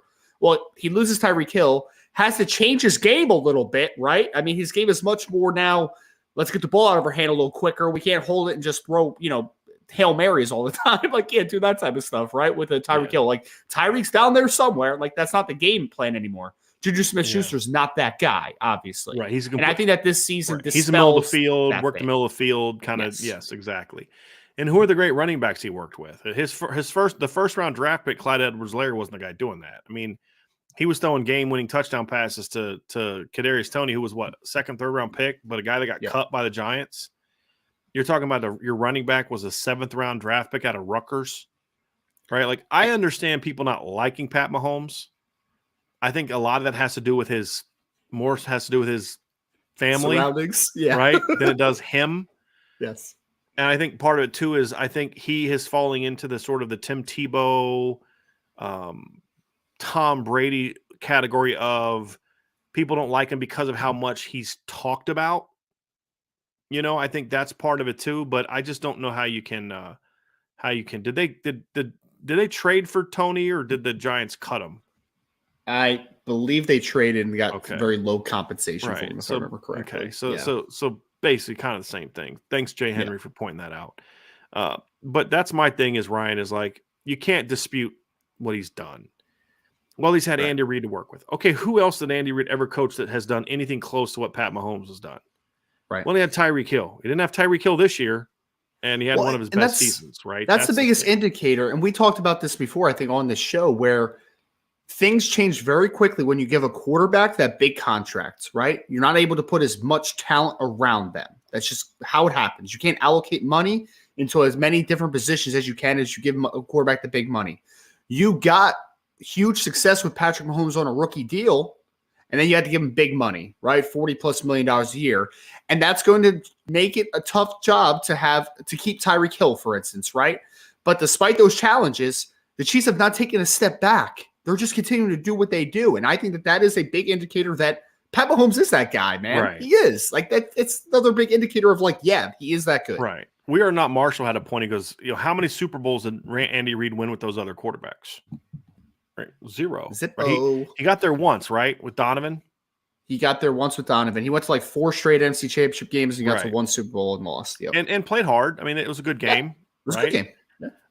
But never won. And then, had some good production with Alex Smith. I mean, did a great job resurrecting Alex Smith a little bit, I felt. But, I mean, the production that they've had under Pat Mahomes is unlike anything they've ever had. Part of it's, the league changes and all that. But they've been to 3 Super Bowls. And the guy's 27. He's been to 3 Super Bowls. Right? I mean, that's like kind of like John Elway territory right there. I mean, John Elway had been to 3 Super Bowls by that point in time in his career as well. But he didn't win any of them. Pat Mahomes has won 2 of them. Now, I would argue that Pat Mahomes hasn't faced the teams that John Elway faced, with all due respect. But it doesn't take away from the fact that the guy's done a phenomenal job. Yeah. Yeah. He's done a phenomenal job. So, look, I get why people don't like him. I don't think it has as much to do with him. I personally like him. I think he's a lighthearted kid. He's in some pretty funny. My wife has never watched the Chiefs before. She's only seen Pat Mahomes and Andy Reid from that State Farm commercial where Andy Reid's drawing mustaches and Patrick Mahomes is asleep and he comes up. He's like, "Coach, it happened again." And Andy Reid just goes, he throws the marker and goes, "I'll get to the bottom of this." My wife thinks that's absolutely hilarious, by the way. Yeah. Speaking of that, the commercials last night, for the most part, were once again pretty bad. There's a couple good ones. We like my wife really liked the one with the dog and the crate. She thought they were going to put the dog in a crate, and when they opened the crate and the other dog came out, my wife's like over there crying. I'm like, "You're so soft. I love it." And then the one with Bradley, what's his name? Bradley Cooper and his mom. I thought was hilarious. I did see that really one. Funny. Yeah. See, for most part for me, the commercial part of the night was more me talking to people because I didn't want to talk as much when the game was actually going on. Yeah, you know what I mean? I get that. I did find out last night that John Travolta's bald from one of the. That was a good one. That one was hilarious. Yeah. I only thought he did that for like movies, like certain movie roles, but that one was hilarious. Yes. When he was like, "It only costs $50." And I was like, "Spending more really sucks." It was hilarious, man. I thought that was a great one too. Yeah. But there weren't a lot of them. But yeah, that one was really good. That was a really good one. So I decent. like what a great game. Yeah, I like the national anthem too to start things off. I didn't listen to it. I didn't listen to that because I was dealing with the whole Harry Hiestand thing. Yeah. And I can't tell. I watched the was it last year's Super Bowl that had like Snoop and Dre and all those. Like, I listened to that, Ryan, for obvious reasons. It was okay. It was pretty cool. It was okay. Yeah. But I'm just not a halftime guy, especially now because it's so long. I'm like, I said this on the board. There's 2 things I hate about. There's 2 things I hate about football games, like especially NFL. Cheerleaders and halftime show. Because I'm in a game for the game. I'm not there to watch a band play. I'm not there to watch cheerleaders shout things that have nothing to do with the game. You're blocking my vision. Yes, you're a very attractive door, but you're still a door blocking what I'm trying to see, right? And so I've just never been a big halftime show guy. I was, U2's was better and Prince's was better. I'm like, I don't care about any of them. It's a half an hour. We haven't got back to the game yet. Prince was a good halftime show. I just don't care. If I wanted to see a concert, I'd go to a concert. I'm here to watch a football game. I forget the gentleman's name because I'm not a country guy, but they had a country singer that did national anthem last night, and he did a really good job. A really good job. I was very impressed. Here's a funny one. The Tubi commercial wasn't funny, but I was just complaining about how much I disliked the commercial right before. And then they started bringing it back. And Angela, I thought the remote was on Angela's side. And so it starts going, I was like, okay, babe, I didn't like the commercial. I don't want to change the channel. And I'm like, what are you doing? I didn't realize it was a commercial for Tubi. I'm like, we don't even have that. It took me a minute. I'm not going to lie to you. I do know what you're talking about. Yeah. Someone was literally did the same thing. It was like, who's changing the channel or something? Yeah, I'm like, exactly. I'm like, hold on a second. Because it looked like somebody was changing the channel. Like, because they had come back from, like, it was the guys doing the game. Yep. And when I went back and watched it the second time, I could tell like it wasn't the real stadium. Like, you know what I mean? But like first glance, I didn't get it. I was like, hold on a second. Why are you changing the channel? She looks at me. She's like, I don't even have the remote. And I'm like, okay, what's going on? And then I realized that was when they clicked over and showed that it was commercial. I was like, okay, y'all got me. Me. Well done. Well played. That was really, it was kind of creepy, to be honest. Yeah. That's a little too lifelike for me. I knew the government could hack our TVs. Well, I already knew that. I have proof now. Yes. So it was pretty wild, but it was those were some of the memorable ones from last night, but they weren't as good as they were in the past. There was one other one that I liked that I thought was pretty cool. My wife liked the pixel one where you can get out mistakes. Because then we didn't notice like where they started showing like there's the two little kids hugging, and then there's like the kid in the back like sticking his face up against the window, and then they like clear him out of there. Like you can edit people out of your photos. There's like a old dude in a Speedo taking a picture of himself in the pool in the background. Oh, I did see that. Yeah, we were making some inappropriate jokes about the guy with the Speedo. Yeah. So those were some good ones, but there was a few good ones now that I think about it, but most of them were kind of like. So you didn't listen to Rihanna, huh? You didn't listen to No, Rihanna? I mean, it's not nothing against her. I think she's a tremendously talented artist. It's just I don't like halftime shows. Like that's my time to get something done.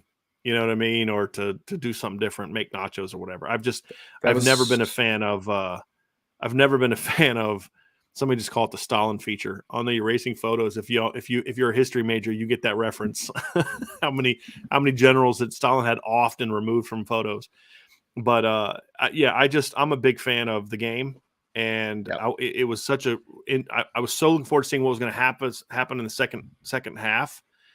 That I was really much looking forward to getting to that. And then it took forever because of the halftime show. So yeah, I'm not a big, last year's was the first one I had watched in forever, honestly. And so as much as I respect Rihanna, I just don't care about halftime shows. Right. Well, unless you can do it in 15 minutes, then I'm, that halftime show was a weird vibe anyway. It was weird. There were like Twitter was erupting because Rihanna was like showing that she was pregnant or something. Mm-hmm. And then, but apparently the one camera didn't get close enough to actually see so she is pregnant is kind of the end all be all, but it was just very I saw a weird. photo this morning that showed she had a little baby bump. So why were people upset about it? Because some people were saying, oh, she looks pregnant and stuff on Twitter. And then other people were saying like, oh, stop talking about like someone's body. Like she just had a kid. And it was just a weird time on Twitter, man. It was just weird. Yeah, it was very strange, man. I was like, I didn't know what's happening. There was the Ben Affleck one early. The Dunkin' that was funny. The Dunkin' Donuts commercial. Ben Affleck was pretty funny. Yeah. I thought the new M&M's commercials are just the most lamest thing ever with Maya Randolph. I didn't even notice any of those. We're talking about like clams. It's like a joke. It's just the stupidest commercial ever. They're so lame, so lame. John A1 said he played NCAA 2014 Dynasty during halftime. That's what I'm talking about. That's very well done. So anyway, Ryan, that's going to kind of do it for this part of the show. We're going to go to the mailbag next, and we're going to have a lot more questions about the offensive line stuff and offensive coordinator stuff. I do want to say this real quick to you. If you join the show late and you're an hour in, don't start asking about what we talked about. Or if we talked about what was the title of the show, right? Just go back and listen to the beginning because we're not going to rehash all that. So, yeah. So that's kind of. You can't give us a quick recap? Yeah, quick recap of what we spent the last hour talking about. So you can go back and watch, right? So, yeah. So that's what it is. All right. So Ryan, that's going to do it for this part of the show. Before we move on to the mailbag, folks, hit that like button, hit the subscribe button, hit the notification bell, share this podcast, give us a 5-star review. Make sure you sign up for the message boards at boards.irishbreakdown.com. Anytime we have intel, a lot of the backstory on the Harry Hiestand stuff, I put a couple different updates on last night about it, kind of why it happened and what went from and all that kind of stuff. So you'll get a chance to check all that stuff out there as well. So make sure you staying in. Give us a 5-star review. Sign up for the CFB Nation podcast app and the YouTube channel. We have some good stuff there. And Ryan, you'll have another draft show coming up on Thursday night. We'll definitely do that. We'll have to do one of these live here one of these days here coming up here soon. So we're going to be doing a couple live shows here soon, I believe, on CFB Nation. Just still trying to work out the particulars of those. So make sure y'all are staying locked in to the Irish Breakdown podcast. It is mailbag time, Mr. Roberts. And so we were going to dive into some of those. If you guys have more questions, get those in now. We have about 12 right now that I want to get to. And we've got a couple super chats to start us off with, Ryan. And we have one from A. And I'm going to read this one, Ryan. You can read the others, but I want to read this one because this will be more sort of up your alley to answer. AST12321. Thank you for the super chat very much. He asks, sorry if already answered. I'm behind the live feed, but how does this impact the offensive line class of 2023? Now, this I like because he's not asking us to rehash something. I missed it. Here's the super chat. Can you fill me in? That's the way it's done, buddy. We appreciate you. So, Ryan, why don't you just kind of talk about what you've been able to gather so far from the 23 class? And we did not talk about this, but what it also could mean for the 24 class, which we did not talk about yet. Sure. And I would say this, and Brian already kind of hinted at it, but boards.irishbreakdown.com, I should be having a much more in-depth kind of background as far as, just kind of some of the quick thoughts from the Harry Hiestand retirement from the offensive line groups in both 2023 and 2024. But I would say this from the 2023 that I've been able to gather, I mentioned it a little bit in the first section of this podcast, is that there is a deep trust, it seems, from this 2023 group in general about what Marcus Freeman is going to do with this program moving forward, right? Is it a loss to have Harry Hiestand? Yes, it absolutely is. And no one will skate around that, right? The offensive line recruits in 2023 that I've talked to so far about this have all already said that Harry Hiestand's a big loss. Like it soured kind of the Sunday a little bit, it is definitely because that's the guy that they've developed deeper relationships with. But another consistent part, and this was also consistent with where Tommy Rees left with 2024 group specifically, is that there is a deep trust about that Marcus Freeman is going to get a great offensive line coach in here as the replacement. And as long as that happens, I don't think it's going to affect the 2023 group at all. I really don't. 2024 is going to be interesting and completely different because right now you only have one offensive line commit in the class, and that's Peter Jones, right? Now, obviously, that's going to be that's who's recruited Peter Jones. So you want to make sure that everything's good on that end. But aside from that, that's the only commit in the class. So now it becomes to the impact of the momentum that is gained and how much you can continue that momentum with the next guy in, because it's going to be a different relationship than what they had with Harry Hiestand. Obviously, it's a completely different person, completely different background. So guys like Caleb Brewer, guys like Gerby Lambert, Styles Prescott, Liam Andrews, those types of players, Notre Dame's next offensive line coach has a very talented board already in place. It's about developing those relationships and developing them quickly so you don't lose that momentum, right? So 2024 is going to be very different from 2023 to the questions point. But I think 2023, it's about, again, the trust in Marcus Freeman. Let's get a great offensive line coach in here.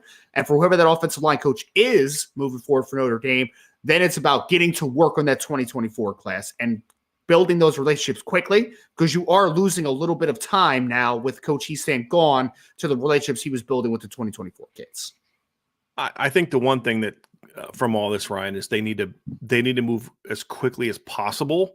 They've got to make the right hire. I mean, and that's the clip I put up the other day, is you got to be slow to hire. But and I believe that. I'd rather miss on a recruit because you made the right hire than rush on a guy, get that recruit, and then your offensive line coach isn't good enough, right?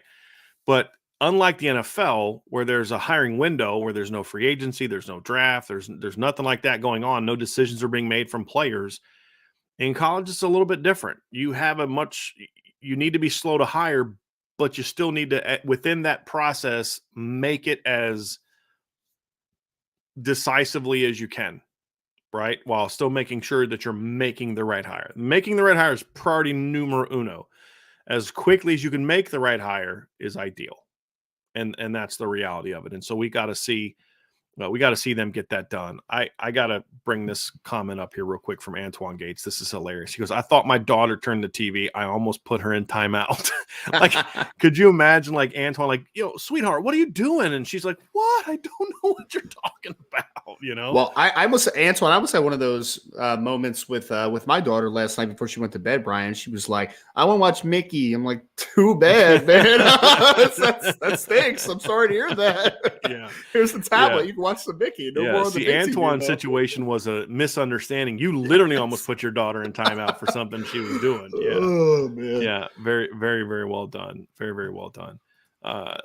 All right, here's the next one from Charlie Weiss's Last Belt Loop. He also has a super chat. I'll also read this one, Ryan, because it's kind of for you. Ryan, to be fair, people said that because when Pat won the first Super Bowl, ESPN was pushing that he is better than Brady already. Typical ESPN pushing the narrative. I get that. Yeah. I mean, that's always that like premature conversation that happens, Charlie, right? Because it's like, what's going to get the clicks, right? Sure. Is that, he's only been in the league 3 years. He's already better than Tom Brady, who's been doing it for 20 plus years, right? It's really dumb. It's really dumb because that's and that's what I was saying earlier, Ryan, about like the Tim Tebow, Tom Brady stuff. Sure. Because you get tired. Okay, stop shoving down my face that you think he's the greatest of all time, right? Okay, maybe he is, but here's why I might make a case for someone else. Yep. And it's the same thing I've said a million times about Tim Tebow. I can't stand Tim Tebow, not as a human being, but as a quarterback. Not that I thought he's overrated. He's one of the best run-throw quarterbacks to ever play the game of college football. I'd be watching a game between two teams playing, and Tim Tebow's team wasn't one of them, and you'd probably get 20 minutes during the game of some ESPN commentators talking about Tim Tebow. It's gross, right? But you need to be able to separate that from the player. Yep. And I think some people, Charlie, to be honest with you, don't do a good enough job of that. You may hate how he's covered, but it doesn't take away from a player's greatness, right? Absolutely. Like I know people that couldn't stand John Elway because of the stuff he pulled to get in the league. I'm not going to play for Colts. I'm going to use the Yankees and hey, look, he had that leverage other people have not. You may hate that. You may not have liked that. Terry Bradshaw didn't like that, but it shouldn't. But when you talk about the player he was, you should evaluate it on what he did. And I don't like the Chiefs. I'm a Broncos fan, right? And whatever, but I don't like how Pat Mahomes was covered in that regard either.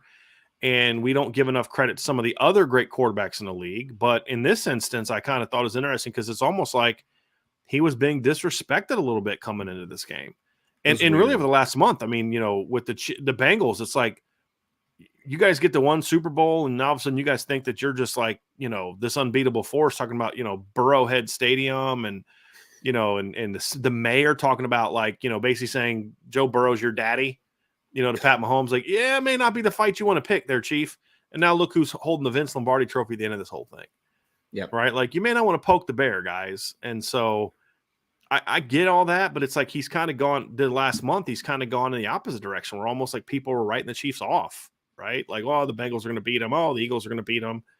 And like I'm watching during the week, listening to different, and there's the Eagles are just going to win because they're just a better team. And I'm like, well, maybe, I don't know. I don't follow the NFL, but it's like y'all acting like the Chiefs are lucky to be here. I'm like, weren't they like 14-3 or something like that? 13-4, something like that. Like this team doesn't suck. You know what I mean? But I get all that, Ryan. It's just, but you got to be able to evaluate the player. Yep. And the numbers have been tremendous, even in a league of inflated numbers. Because that's the thing. You say, well, the numbers are inflated. I get that. Totally get that. I've made that case before. But he's doing things within that inflated numbers era that to me are better than what anybody else is. I mean, he led the league this year in passing yards. He led the league this year in passing touchdowns. He's led the league in touchdown percentage. He's led the league in yards per attempt. He's twice led the league, I believe, in QB rating, twice led the league in yards per game. I mean, there's things he's led the league a lot in. And yes, the numbers are inflated nowadays, but his numbers are spectacular within that framework, in my opinion. And that's kind of my point. But yeah, he's only played 5 years, but Terrell Davis only had 5 healthy seasons as well. And I think the thing about Patrick Mahomes is, like you could look at all the numbers and you could look at the accomplishments, they're all fantastic. If you watch the kid play, man, he's special. I mean, how else are you going to phrase it, right? Like, he's one of the most natural throwers of the football that I've ever seen. He might be the best just thrower of the football that I personally have seen play live, right? Like, I remember John Elway just at the tail end of his career, for instance. Don't remember Dan Marino basically at all.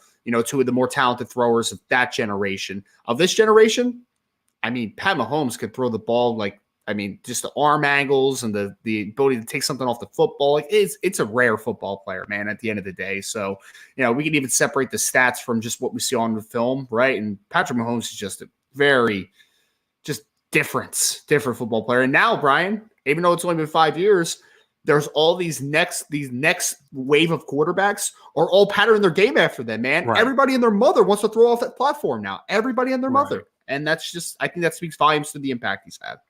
Yeah, and guys like that change the game, right? When you have these great quarterbacks come along, everybody wants to find the next Joe Montana. Then everybody wants to find the next John Elway. Then everybody was trying to find the next this guy, Peyton Manning. And then and that's just kind of how it is. And there's a reason guys like him have the success because there is nobody else like him.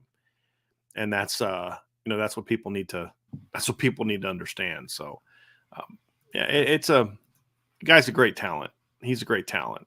You don't have to like him. I get it, but I think he's in funny commercials. Like, did you ever see the one where he's doing the bubble bombs or whatever it is? He's it's like one of those, you don't have to get that personal ones. He's like dropping he's got like an ice bath in the Chiefs locker room and he's got a robe on. He's like pulling the big bubble bombs, like the big things you put in the bathtub to create bubbles. And feel like I have, but I can't. You don't have to get that personal. Gets all in his feelings about the sneakers. Like he doesn't have his own Patrick rate. You know what I mean? He's like, Shredded Betty has a you know what I mean? Or whatever it is, but it's pretty funny. And he sounds like Kermit the Frog, which is fantastic, man. It's absolutely fantastic. He sounds like Kermit the Frog? Yes. Oh, man. He sounds just like Kermit the Frog. It's so funny. What Kermit the Frog sounds like. That's really bath bombs. We said bath bombs. So, yeah, that's pretty funny. Andrew Gilmore with Super Chat. So here you go, Ryan. I'll let you read Andrew says, was it a bad look for Andy Ludwig, to so publicly hang out with Marcus Freeman while still the Utah offense coordinator? Doesn't he owe Kyle Whittingham his career? No, he doesn't owe him his career. Number one, he has earned whatever he has in his career. And so Kyle, what I don't like, and I'm not saying you're necessarily saying this, Andrew, but I had a boss try to do this one time. You owe me. I gave you a chance. I'm like, yeah, you gave me a platform and then I did all the work, right? Like, I don't owe you anything, right? And so, and I think there's kind of that, but you've still got to do the work. And his offenses have been better under him than they haven't. Look, Kyle Whittingham knew exactly what was going on. It's not like he went out to that game and was like, hey, let me get on the Jumbotron. It's not his fault that people are creepily and weirdly like taking long distance photos of him and putting them out on social media like paparazzi. I mean, it is what it is, but that's part of the interview process. Kyle Whittingham knew exactly where he was, knew that he was going on the interview, knew that he was taking that. He gave him that decency, and so that's part of the deal. Look, Kyle Whittingham gets it. It's Notre Dame. Trust me, he gets it.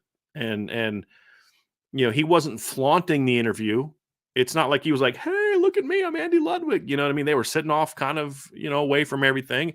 It's not a really big arena. It's a hockey arena. They're not like football stadiums where there's like 80,000 people in them. You're going to see them. So I don't think it's bad optics. I don't think it's anything. It's part of the interview process. Simple as that. I think people are making way too much of this kind of stuff. And it's not like, and I mean, to your point, Brian, it's not like Ludwig is flaunting, like right. Again, Notre Dame wasn't showing it, right? Like they weren't putting it on social media. It was reporters there and people taking pictures of them. It's not like he's dropping it to Snapchat and Instagram Live, like on my way to Notre Dame. Dropping his location thing on his Twitter, like look where I am. He's doing an interview. That's part of the process. Exactly. So, it's just one of those things where, and it's not like Andy Ludwig has just been with Kyle Whittingham his entire career. Like we've talked about the several stops, right? I mean, it's not like he's just coached with him 20 years and he owes it to him and whatever, nonsense you want to talk about. He's potentially doing what's better for his career. Maybe what's better for his career, in his opinion, is staying at Utah. Who knows? Right. But, He at the end of the that. day. Right. Yeah. He made it. Exactly. And if he sticks at Notre Dame, if he sticks at Utah, that's even better that he was on the big screen and do all that. Because now every kid in Utah's really, hey, Notre Dame wanted this guy. Right. And he said no. That's going to help with recruiting. I was about to say the West Coast recruits that are out there, right? It's like, oh wow, they wanted him. Maybe I should give Utah a little bit of a deeper look than I was going to, because he must be very good coach. Back to back Pac-12 championships. Blah blah blah blah blah. Yes, exactly. So I don't have an issue with that. Me neither. All right, let's get down to this next one from Tyler Evans. Let me just, since this is for you, I'll read this one. Thank you for the super chat, Tyler. Mr. Roberts, what is the deepest and weakest position group in this year's draft class? And how is your wife feeling about the Eagles losing? Tyler, first of all, I should have to call him Mr. Roberts. I really appreciate it, man. But that's my dad, and he's like 60-something, right? So you can call me Ryan. I appreciate it. Sign of respect. I respect him too. I respect him too. And if he wants me to call him Mr. Evans, I will. But you don't have to call me Mr. Roberts. That's all it is, right? The deepest groups in the draft, in my opinion, offensively, is running back by far. Is just a wicked deep running back room.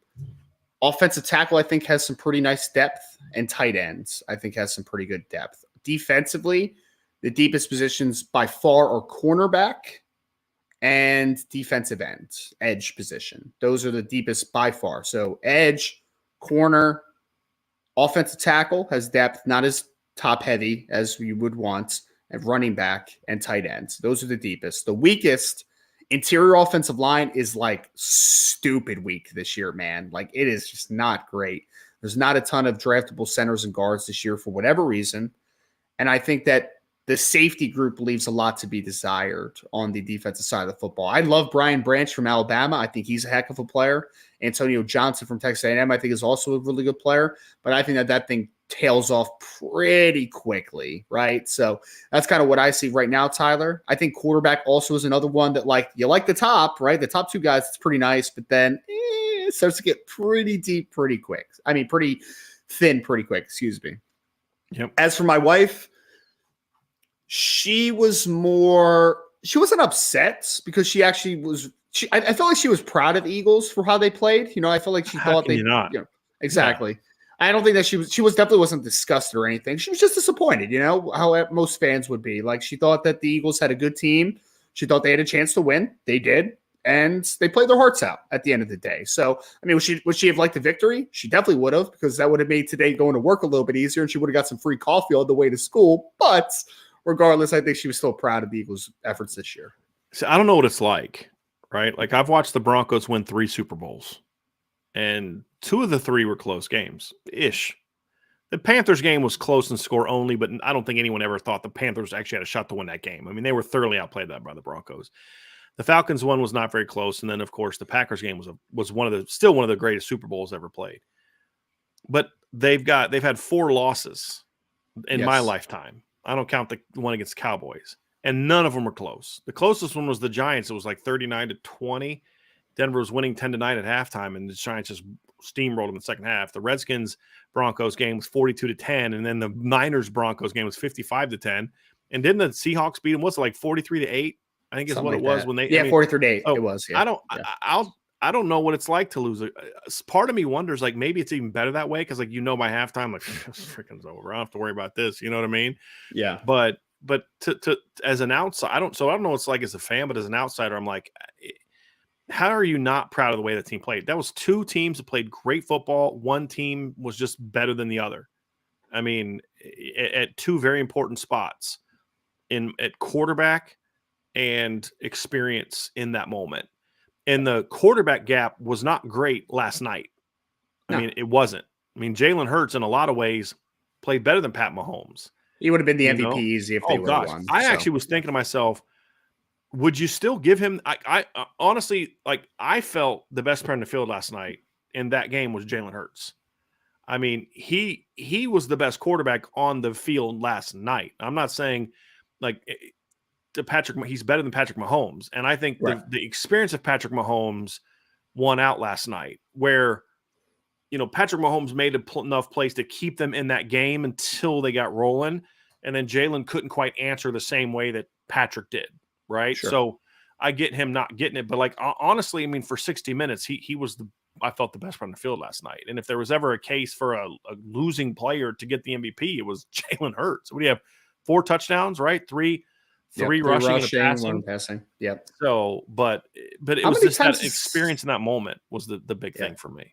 How many times has that happened that a loser has won I don't want to call it a loser, I don't think team it's ever happened. Well, no, it definitely happened with the Cowboys in like the 70s. They had like 2 people. I think it was like Chuck Howley and somebody won MVP. It was Randy Martin and Randy White and Chuck Howley, maybe. Yeah, maybe. I thought it was Harvey Martin. I thought it's who the other one might was. Might be Harvey Martin. It was somebody like that. It was definitely a 2-person thing. Yeah, yeah. So, but did they lose that Super Bowl?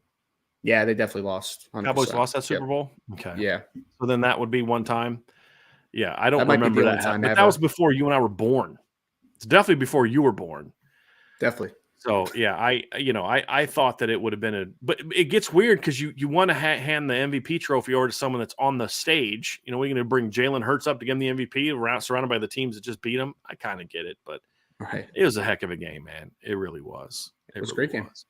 Here's another super chat from Charlie Weiss's last belt loop. Said a lot of the hate is because of his brother and his wife's antics. It shadows what he has done. They both act pretty disgusting on TikTok. No problem with PM. It's PM. Oh, Patrick Mahomes. My bad. Yep. I've heard that a lot. A lot of people don't like his brother and wife. I'm not on TikTok. I'm not a TikToker, but his brother does rub me the wrong way with everything I've heard of him. Yeah. And I think the wife feeds into his antics a little bit from what I hear, but I don't pay attention to her. So how old is his brother? I think his brother is 20 something now. I don't think he's that young. Okay. So he's not like a 13-year-old. Okay. No. He's definitely like 20 something, I think. Okay. Couldn't tell you, but I've heard that. That's why I've said before, like, I can understand you not liking those around him. I've heard a lot about the antics. I just have never seen them.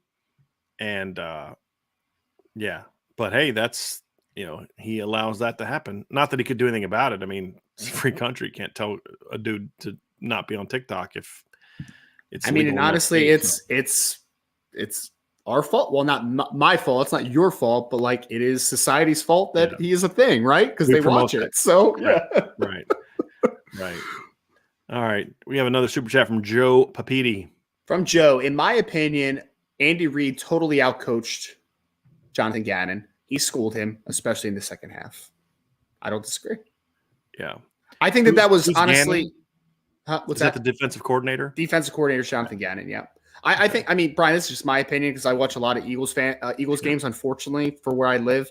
Jonathan Gannon was the weak link of both coaching staffs last night, in my opinion. I think that I put it on Twitter earlier, but he is one of the reasons that I say that stats can lie at times, right? And people can manipulate it because you look at the Eagles defensive stats, you're like, oh man, they're a really good defensive team. But then you see it when they have to play actually good quarterbacks over the last couple of years, you're like, oh, it's a little bit different, man. It's a little bit different. Like they played Jared Goff earlier in the year, got torched. They got torched by Dak Prescott late in the year. Like, I mean, when they're not playing guys like Taylor Heineke, for instance, like they're not quite as good. So yeah. But he's getting a head coaching interview today, John. So, but a lot of people have been outcoached by Andy Reid over the years, Ryan. Yes. Oh, no. It's no fault to get outcoached by Andy Reid. He's a great offensive coach. But I do agree with Joe that was the difference in the second half, in my opinion, was that the defensive coordinator could not quite make adjustments to play with Andy Reid and Eric Bieniemy. I think that was the difference. Yeah. I did want to bring this part up, Ryan, from Broke Neck Boy. How do you guys feel about the Super Bowl, the field, and the flag? As a Saints fan, I saw nothing. We've talked about the flag and the Super Bowl, Ryan. I did want to get your thoughts on the field. It was a weird vibe, wasn't it, man? Like everyone was slipping all over the place. I was incredibly confused by everything that was going on. And I mean, honestly, I'm watching, I'm just like, the field, and someone said, I forget who the player was or if it was an analyst, had said that someone said that it was like playing in in a water park or something like that. Yeah. It was that slick. It was just really strange that you've had all this time to prepare for this. You're playing on turf. Like we should be out of we should be out of this era. Right. It's that you had one job thing. It really is, You man. had one It's job. so bad. And it really boiled down to they wanted to play on grass, so they have the stadium open because they actually have a turf field that they can use. They have that's the stadium that has the two surfaces, right? Yes. Isn't Arizona with two surfaces? Yep. There's just no excuse for that. None. Didn't you see the thing with Jalen Hurts changing his spikes Yeah. at some point? And like, it was just a mess, man. It was a mess. No excuse for that. No excuse for that, Ryan, at all. None. Yeah. None. I did want to bring this one up here real quick from Tyler Evans. Ryan, if you could, thank you for the super chat, Tyler. Sure. And Tyler asks, can I get your opinion on the 2023 NFL Hall of Fame class this year? Let me just read the names real quick. Rondé Sure. Barber, Tampa Bay Bucks, Darrelle Revis of the Jets and several other teams, Joe Thomas of the Browns, offensive line from the Browns, Zach Thomas, linebacker for the Dolphins, DeMarcus Ware of the Cowboys, but he had to go to Denver to get a Super Bowl. Just want to make sure we remind people of that. Don Coryell, the great legendary coach, Chuck Howley, Joe Klecko of the longtime player for the Jets, and then Ken Riley, who I watched that video, Ryan, and Yes. so Ken Riley's passed away. And so to listen to his daughter and his son talk about that, and then with the other one was with Don Coryell, Coryell with his daughter and his son. So I thought it was a pretty cool moment to hear Ken Riley's son kind of being told, "Hey, your dad's a Hall of Famer," and then to see it the Coryell family. I thought that was pretty cool as well. But that is the Hall of Fame class for 2023. I thought it was a really good class overall. I would say, my only thing that I'm just like, I wish that would have happened. Like, why did it take Ken Riley so long to get in the NFL Hall of Fame? He's second all time in interceptions. He's got 65 career interceptions. Like, why did it take so long? Don Coryell, I mean, he was a pioneer for the offense that he ran, and Air Coryell, right? Like, why did it take him so long to get in the Hall of Fame? Why did it take Chuck Howley so long to get in the Hall of Fame? So Chuck Howley luckily is still alive, so he'll be able to see the moment, God willing. So that's good. But like, he at least got to be told he's a Hall of Famer, right? Exactly. Don Coryell, I kind of understand, if I'm going to be honest with you, because he was an architect of an offense, but he wasn't necessarily his record as a coach wasn't exactly Hall of Fame-ish, in my opinion. You know what I mean? Like, if you look at what he did as a coach, he was actually even more successful in college than he was in the NFL. I mean, he went 111-83 in the NFL, and never made it to the Super Bowl, made it to only 2 championship games, and did some really good things, but like, if it wasn't for the uniqueness of the offense, he's not a Hall of Famer. Here's a crazy thing for you, Ryan. He was the head coach at Whittier College for 3 years, but then he was the head coach at San Diego State from 1961 to 1972. His record at San Diego State, and I believe they were a 1AA. They weren't a Division I team back then, but still, he went 104, 19, and 2 at San Diego State, won 3 national championships back to 66, 67, and 68. It's not bad. Yeah, it's pretty good. So I think it's because of you're bringing a guy in for the way he changed the game, not so much. It's like Jackie Robinson is remembered as a pioneer, first Black Major League Baseball player. But Jackie Robinson's a Hall of Famer for what he did on the field also. He was a great player, not just a pioneer for something, right? Sure. And thing with Coryell to me is like he's a pioneer and he had great contributions to the game, but I think what took so long is the fact that that's what you were bringing him in for, not the actual results from a win-loss record as a coach, if that makes sense. Because 111-83 with no Super Bowl appearances is not, like, to me, Hall of Fame worthy. Like, that's Marty Schottenheimer, you want to tell me he's a Hall of Famer? Cool. Even though he's not, I'm saying you can make that case because to me, yes, Marty Schottenheimer's never been to a Super Bowl, but he had great results over a very long period of time. And you could argue if it wasn't for John Elway, he probably would have made a couple Super Bowls. But Marty Schottenheimer went 200 and 126. He had, 4, 8, 10, 11, 13 playoff appearances. Don Coryell had like 6 or 7, right? And so I think that would be the thing is you better have coached a long time and had a lot more success than what Don Coryell had to get in for your coaching acumen if you're not going to have a Super Bowl. And he just didn't have that. So, but Ken Riley, you're absolutely right. Like, you just look at the numbers and they speak for themselves in an era where they didn't throw the ball as much as they do now. Right now, they threw the ball down the field a lot more. So that kind of balance it off. But Ryan, did you have any issues with the modern player? I didn't have any issues with the modern guys that did it. No, not really. I mean, DeMarcus Ware is a no-brainer for me. Sure. I was like, yep, deserves to be in the Hall of Fame. Well, and the Super Bowl clinched it for me. Playing well in the Super Bowl with Von Miller. I thought that kind of in any debate you might have had, which I think the Super Bowl thing matters more for a coach for me than it does a player. Right? Like, it's a team award. Well, I can hold that over the coach's head a little bit more, Ryan, than the player, because the coach is partly responsible for putting the team together, right? Right. But yeah, he's a no-brainer. The one I wanted to ask you about was Zach Thomas. He waited a long time, man. He's been a finalist for several years. He's one of the two that I would have like a real conversation of, like, was he truly great or was he very good for a while? You know what I mean? Like, Rondé Barber was your other one, right? Rondé Barber's the other one. Rondé Barber was a very good player for a very long time, right? And so was Zach Thomas. But I mean, we talked about this on the Monday show last week. My biggest indicator is, like, if you ask me straight up, is that guy a great football player?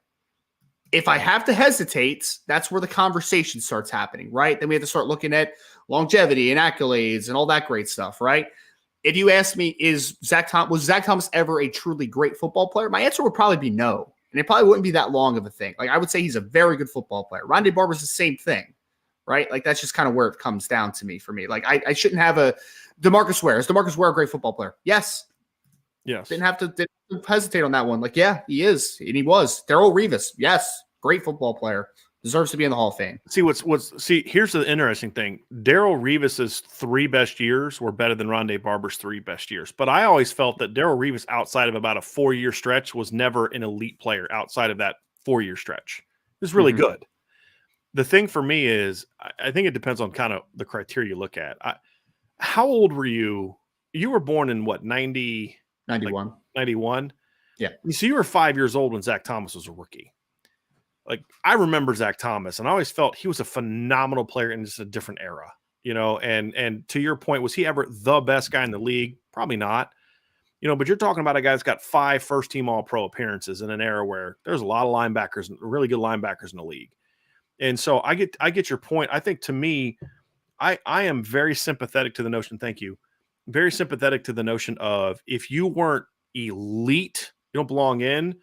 I've always kind of felt like there's 3 categories for Hall of Famer. And I don't know if I said this in a conversation with Sean or in the show. It's either one, you had a super special stretch for a short period of time and something happened to get you out. So, like with Darrelle Revis, the injury he had after like his 4th just phenomenal year, he was never quite the same guy after that. He was still pretty good. But if you only look at Darrelle Revis after the injury, it's not a Hall of Fame career. But once you add what he did before the injury, he was Revis Island. Terrell Davis is an example. Gale Sayers is an example. And so you have to either be that, you have to be just truly elite for a longer period of time, Joe Montana, John Elway, guys like that, or you have to be really good for a long time. Now, see, the thing for me is, it's hard to be elite. It's also really hard to be really good when you're in your mid-30s. You know what I mean? So, like, there's different levels to it. So I am okay with the longevity thing, as long as the longevity includes a long time of being really good. What I think happens sometimes, and this is more so in baseball than football, is you have a guy who was pretty good for a long time, so he accumulated a lot of stats, but he wasn't really good for that long. He just was in the league for a long time. Right. With Rondé, I'm somewhat sympathetic to your argument. I just think he was so good into his 30s at a position where guys just usually aren't that good into their 30s. But I do agree, he never had the 2 or 3 seasons like Darrelle Revis had. I think he also gets credit for being part of a really special defense for a period of time. That Tampa Bay defense he was a part of was tremendous. Yes. So he's not Champ Bailey, but I was still comfortable with it. If you would have told me he didn't get in, I wouldn't have been like, dude, he's getting screwed. But I'm also kind of okay with him being in, if that makes sense. Well, and I think I was talking to my dad or somebody else about it. I'm just like they're both very good football players, right? So I'm not going to like write an appeal to the NFL Hall of Fame. Like, that's ridiculous. You can't put them in the Hall of Fame. Like, no, it's fine. It's just I don't know if I personally vote for them to be in the Hall of Fame. I'll put it like that. Like, am I against it? Not 100%. Which is why they weren't first. I mean, which is why Zach Thomas did need some time. Zach Thomas took a long time to get in, to your point. And I will say this, the one thing I'm happy about is that my dad is a Dolphins fan, and Zach Thomas is one of his favorite players of all time. He loves Zach Thomas, and he's been rooting for him to get in the Hall of Fame for several years. So, like, I was happy for my dad on that instance. And then when you go back and look at Zach Thomas's, like, combine numbers, it's hysterical, Brian. That guy should not have been as good as he was. Right. Shouldn't have been. He wasn't talented. He wasn't. Well, I should rephrase. He wasn't that talented. He wasn't as a Hall of Famer. Right. Yes. He's 5'11". He was like 5'11". Yeah. Yes. 230. And he ran like 4.8, had a 28-inch vertical playing linebacker. Like, just was not a great athlete. But he got the most out of his ability. So hats off to him. He got what he deserved, I guess. So see, 1, 2, 3, 4, 5-time first team All-Pro, and two other years where he was second team All-Pro. Made it to 7 Pro Bowls, which Pro Bowls are a little overrated. But the All-Pro ones, to me, that's an impressive number for a guy that played basically 12 years. To have 7 or 12 years, you were first or second team All-Pro in an era where there was pretty good linebacker play, was impressive to me. But you're right, Ryan. Like, he was never going to win a sexiest player ever contest. No. You know, you stack him up against some other inside linebacker like Brian Urlacher, and you're like, that guy doesn't belong in the same conversation as Brian Urlacher. But then you look at the production, and you're like, yep, okay, yeah, I get it. He was a heck of a player, man. And him and Jason Taylor were such polar opposites on that same team. Like Jason Taylor, like, was that physical specimen, 6'6", twitchy, all long, that kind of stuff. Yeah. And then watch them play together. You're just like, these guys are two completely different people. Different people. Which is so funny that one played at Texas Tech, which, is a Power 5 program, and Jason Taylor came out of Akron, which is just still pretty hysterical. Right. But. Yep. You never know. Some guys just develop later, man. They just develop later. Good stuff. Here's one from Florida Irishman. Any chance Harry would stay on as an analyst for Chris Watt as the offensive line coach? I doubt it. Now, if let's just say hypothetically that Chris Watt gets named the offensive line coach, Harry Hiestand's going to be helping Chris Watt. Sure. But he'd more do it as a, like he did last time, from his home, talking to him, stuff like that. Not so much in an official role. It would be more. Now, would he be if Chris Watt gets named the offensive line coach and Harry Hiestand still living in South Bend and Harry Hiestand wants to be around the program, I'd be shocked if they didn't let him around the program. I flat out think that he would. But it just wouldn't be part of the whole retiring thing is I don't want to have to go to the office every day. Right. Like, here's one of the things people said, do you ever want to get back into coaching? I'm like, no, not even a little bit. Why? I said, I kind of like setting my own schedule. I kind of like being able to say, hey, Ryan, I need you to handle breaking news tonight because I'm taking Ange out to dinner, right? And not have to worry about losing a recruit because I didn't do something, you know what I mean? And having people that can kind of help with that and not having to go like, Ryan, you work a lot more now than you did when you were a teacher, but you're able to work from home. You're able to, hey, I got to go pick up my daughter. I got to do, and there's some freedom that comes with that. And with Coach Hiestand, I promise you, he's still going to be watching film. He's still going to be working with his alignment. He's still going to be doing stuff. He's just not going to be coaching. And if he's still living in the area, I would be shocked if he doesn't stay around the program if Chris Watt's still there. If Chris Watt's not there, I don't see Harry Hiestand being around the program that much. Not that they wouldn't want him to be around. It's just I don't see him being around. So that would be my thing. I'm interested to see what happens to Chris Watt in this whole situation. This is going to be interesting. I hope he's still at Notre Dame no matter what next year. Yeah. That's my hope. Here's an interesting one we did not get to during the show, Ryan. But one of the interesting things about Harry Hiestand leaving is if for some reason Andy Ludwig turns the job down, and I'm not saying he's going to, it does change the dynamic for the offensive coordinator hire. Because it does open up the potential to bring in an offensive line coach there. And Alex Atkins is a guy, and this is the question from John Leahy, how is Alex Atkins as an OC? it does bring up an interesting dynamic, Ryan, because now all of a sudden Alex Atkins, a guy who we thought did a very good job with the offensive line at Florida State, now becomes a potential candidate should Ludwig leap if Notre Dame wanted to go that route. I'm not saying he would be a candidate. How I said that made it seem like he's going to be a candidate. I'm not saying that. I have no clue. If you wanted to pursue him, he could be a candidate now, whereas before he couldn't. So what are your thoughts on that, Ryan? Well, I think Atkins has done a tremendous job at Florida State recently, right? I mean, you talk about what he did with Jordan Travis this past year, obviously, what he did with the running game with guys like Trayshawn Ward. I mean, and let's remember this for a second, folks. It wasn't too long ago that Florida State's offensive line room was a dumpster fire, like an absolute awful. I mean, Brian, the way that we talked about Boston College's offensive line this past year was basically what Florida State's offensive line was several years span before Alex Atkins. Like, it was an awful group, man. And was it an elite group last year? I wouldn't say that, but it was a much better group. I think he made them take a massive step up. And he wasn't working with Joe Waltz and Blake Fishers and guys like that either, Ryan. Just solid football players. Like, yeah, to your point, not elite talents. And I think that he got a lot out of the offensive line room. I think he got a lot out of that offensive room in general. I think he calls a really good football game. He's an impressive person for me. He's very impressive. Because I would argue they don't have any elite running backs either. No, they're good players. I like Trayshawn Ward and them. Yeah. Lawrence Toafili. They're all good players, but none of them are. There's no Bijan Robinson in that room. Right. There's no Joe Wald on their offensive line. My only concern, Ryan, is I feel like I always get, and it's the same thing I've said about Garrett Riley. It's the same thing I've said about several coaches in this conversation. I always get nervous about hiring. I said it about Jeff Lebby as well. I always get nervous about hiring play callers from schools to run your or not just a full-time offensive coordinator. Like, I'm the only guy from a school where the head coach has a big hand in the offense. And that makes me a little nervous. That would be my issue with him. So I'd almost kind of want to see sort of a co-coordinator situation where him and the new quarterbacks coach, maybe co-coordinators, or maybe him and Jared Parker be co-coordinators or something like that. I don't know if I'd be super fired up about making him the only OC because, number one, I don't love it when offensive line coaches are the full-time coordinators. It being a coordinator is naturally going to where you're just the only guy is going to take away from the job you're doing as an offensive line coach. Now, if he was doing that and Chris Watt was still here, I was about to say Chris Watt stayed. Yeah, I'd feel a lot better about it. But I almost kind of feel like you have to do like a kind of a co-coordinator thing. And Ryan, this is exactly what I said about Jeff Lebby a year ago. Well, we'll see how he does now that he's running the offense by himself. And he didn't do a great job this year. He didn't. He'll get better.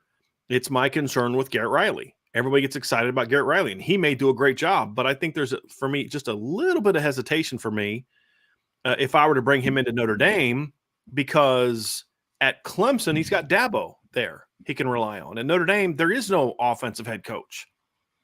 And so that's what makes Notre Dame's situation unique. There is no Mike Norvell here. There is no Lane Kiffin here. There is no Dabo Swinney here. There's a defensive coach that's your head coach. And so I think you need to – that's why you and I think, also tended to lean a little bit more towards the veterans. Even though we both like Colin Klein, we both like some of the things Sean Lewis does, don't love the fit.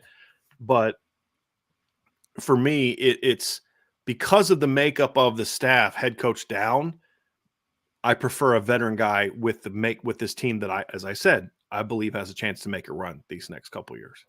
I mean, I think that when you look at the roster, I mean, I think everything backs up to the fact that this isn't like a long haul project, right? Like, you have a strong running back room, you have tight ends that Notre Dame's able to recruit, you have a strong offensive line, you have a grad transfer quarterback in Sam Hartman coming in, obviously, as a 6-year player. I mean, Notre Dame's offense, I think, is ready now to get a whole lot better very quickly, right? I mean, this isn't we're going to take some lumps, but 3 years from now, we're going to be really good, right? Now, I mean, 2023, 2024, that's the goal, is to be really, really good, And so, yeah, I mean, that's always why that's speaking for both of us, but also speaking for myself, is that's always why I've really liked Andy Ludwig. It is. I mean, because I've seen what he has done in short amount of times with teams. I mean, there's been a couple stops, Brian, where he's only been there for like 2 years at a time. But the minute he takes over, they're better from the jump. And the second year, they're better than they were the first year. I mean, that's been kind of the running trend, right? So I think that when you look at what he was able to do at Utah, especially over the last 4 or 5 years, I think that you look at our last 4 years, I think that you look at that and say, man, if you could do that at Utah, I could just imagine what you could do at Notre Dame. So that's why Andy Ludwig is my guy, and I will not hide from that. If he doesn't end up at Notre Dame, he was still my guy all along, even if he doesn't end up there. 100%. Absolutely. Let's go to the next one here, Ryan. We have one from Chris Indy 4L Fortson. Mailbag, do you think Chris Watt is ready for the offensive line position? I said this a little bit earlier, Ryan. I think Coach Hiestand kind of maybe, depending on how things play out. We'll see. I mean, first of all, we need to see who the new hire is going to be, right? Like, who's the new OC? Like, for all we know, Andy Ludwig came on the visit, sat down with Chris Watt, and was like, yo, this kid is a star in the making, right? And I can mold him to, Harry's already done a great job. I could mold this guy. Maybe that happened. Maybe that's part of the conversation. I have no clue. I don't know the answer to that. It surprised me a little bit just because he wasn't here that long enough to really know that, and there's no previous connection. Sure. Let's just say hypothetically that he doesn't get the job, Chris Watt. I kind of feel like Harry might have shafted him a little bit. Now, Harry's got to do, I guess, what's best for Harry, but to me, you keep Harry just for another year or two, even just a year. Now, all of a sudden, when he retires, there's a lot easier transition to maybe promote Chris Watt, where now it's going to be harder with a new offensive line coach coming in.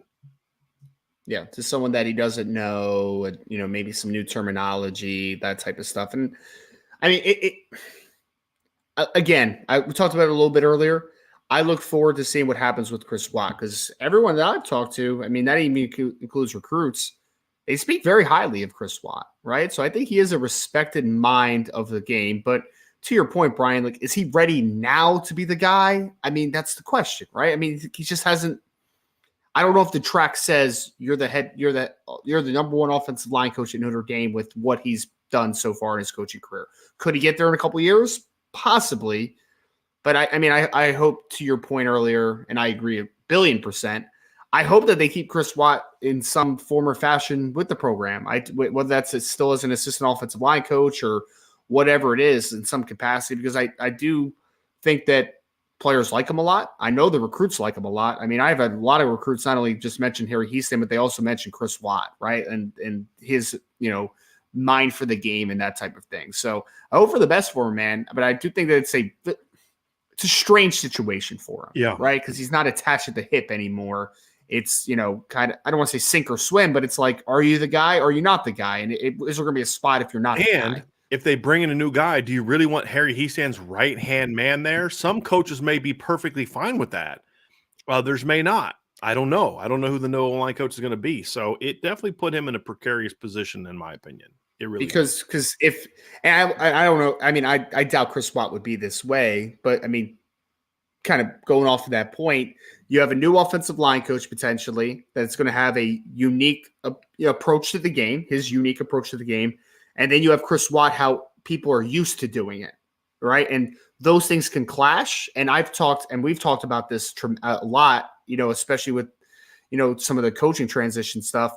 It's a negative thing to have too many voices in a room at time, right? Because especially if they are fighting against one another, you need to be cohesive in how you teach the game, teach your position. And if there's any pushing of this is how we're used to doing things, okay, cool. But that's not how I do things, right? This is my offensive line room. And I think that could be much more hurtful than it is helpful at that point. Right. And it puts Chris Watt in a situation where, he's got to be careful saying, well, this is how we did it before, even though it worked, because you don't want to alienate yourself. It would require him to really hit it off with the new O-line coach to say, hey, look, man, dude, you're a Harry Hiestand. Now, I would hope that Notre Dame would hire a new O-line coach that says, bro, you played for Harry.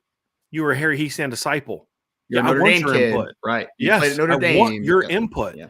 However, the only caveat is when I say this is what we're going to do, I need you to be on board and have my back. Yeah. But there will be a place for you to share your opinion, to share your thoughts, to tell me how you guys did things before. Because a good coach says, hey, you guys did this better than we did. What was the reason?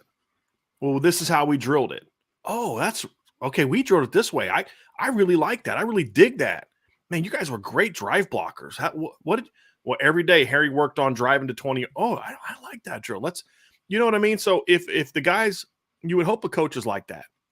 Yep. That's what the good coaches do. And I think, honestly, O-line coaches are much more that way than most other positions. Ryan, you know this. O-line coaches are so much more of a, we're not enemies. We're all in the same family. Not as much O-line ego. coaches are a special breed of people, man. They like sitting down talking. Hey, let's what are you guys doing? It's really unique. And so I kind of like that. I kind of hope that that's who the new O-line coach is and says, hey, this is a great resource. The kids trust him. If he has my back, here's the thing. If the O-line coach is smart, he's going to look at Chris Watt and say, the players like him. They trust him. It's a bridge to the Harry Hiestand era. As long as Chris Watt and I can sit down and he can understand what I'm looking for and make sure that he's going to always have my back with the players, that's a great resource to have. And the recruits know him too. Right. In 2023 and 2024. Yes. That's and my 2025, man. They're even offering 2025 kids early. So perfect world situation. That's what I hope. Whoever the new O-line, if it's not Chris Watt, whoever the new O-line coach is, I really hope that guy says, hey, we got to keep Chris Watt here. We got to figure out a way to make sure Chris Watt is still here. Could be a tremendous resource for the next offensive line coach, potentially. No doubt. Yep, absolutely. Here's the next one from Derek Duval. Mailbag. Does Marcus Freeman's strong emphasis on recruiting ultimately, or sorry, I guess the question is, does Marcus Freeman's strong emphasis on recruiting ultimately push Harry Hiestand out? Just never felt like he, like the grind, like the old coaches did, like he grinds like the old coaches did. That's not an issue for me, from what I've been told. I don't think it's, if anything, I think Harry, that would have been a benefit for Harry. This head coach recruits his butt off. I don't have to grind because Marcus grinds. So I don't believe Marcus demands that every coach put in the same exact amount of effort. It's get the job done. Yes. That's the key. Get the job done. Harry got the job done. I mean, that's simple as that.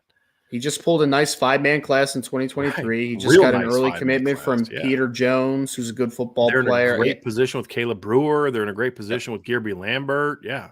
Yep. And I've never heard that once from recruits that like, oh, I hear from Harry once in a while. Like from it sounds of it, Harry was grinding on the recruiting trail. So I don't think that was major grinding issue. For Harry. Grinding, for him. He was sure. Not grinding for Marcus Freeman. Maybe Harry's thing is like, I'm not doing this for another 4 years. Right? I mean, maybe that was it. I don't know. But I don't think recruiting was the reason. Yeah. I'll say. And I would definitely say that the part that says grinded like the other coaches did, he definitely grinds more than a couple coaches on the staff right now. So I'll leave it at that. We'll talk about the appropriate view of grinding, not the Brian Kelly video form of grinding. Just to make sure everyone's on the same page. Here's one from Robert Bishop. In y'all's opinion, is Ludwig a good hire or is he a home run hire? Home run for me, man. Home run. I think so. I give him an AA plus, honestly. Like, yeah. I did want to bring this up, Ryan, because you and I have been able to talk to some people that are associated with Utah over the years, last few years. And the feedback we've gotten of him as a recruiter is really positive. Yes. Which surprises me a little bit because he's kind of a mild-mannered, not really he's not your typical, like when I watch NFL now, it's like every coordinator's like 30 and he's really energetic and just outgoing. And Andy Ludwig's the old school offensive coordinator. He's the brainiac that like read 8 novels during the off, during his 1 week off. You know what I mean? Yeah. Like he strikes me as that. And so to me, I think I just wasn't expecting him to be known as a really strong recruiter, but he is.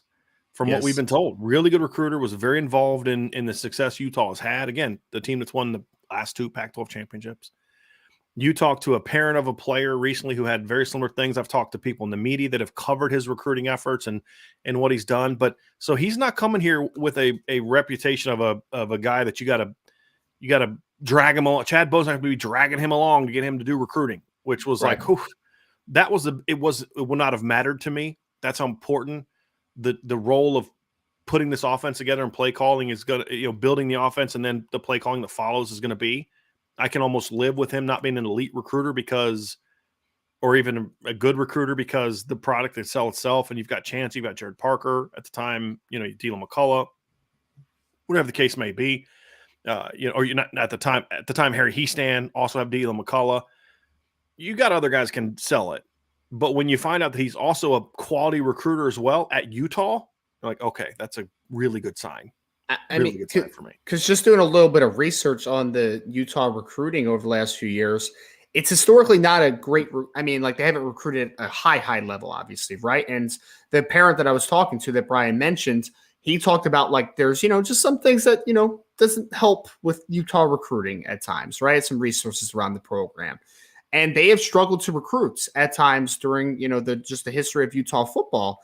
But if you look what they've done the last 4 years, it's at a much higher rate. I mean, Brian, they did the number 21 ranked class on the consensus ranking in the 2023 recruiting class, number 21 in the country. So, I mean, for Utah, it's really good, man. That's a high number for what the Utes usually do, right? Like they're usually last 3 years before, I think they were in like the 30s, but they got up to number 21 this past year. So I do think that it's trending in the right direction, obviously, from the recruiting efforts from Utah just in general. And I mean, the things that I've heard about Andy Ludwig and the things that we expected, at least what I expected, was he loves the game. He's incredibly intelligent. The players all like him, right? Like that's bang, bang, bang. Very well respected.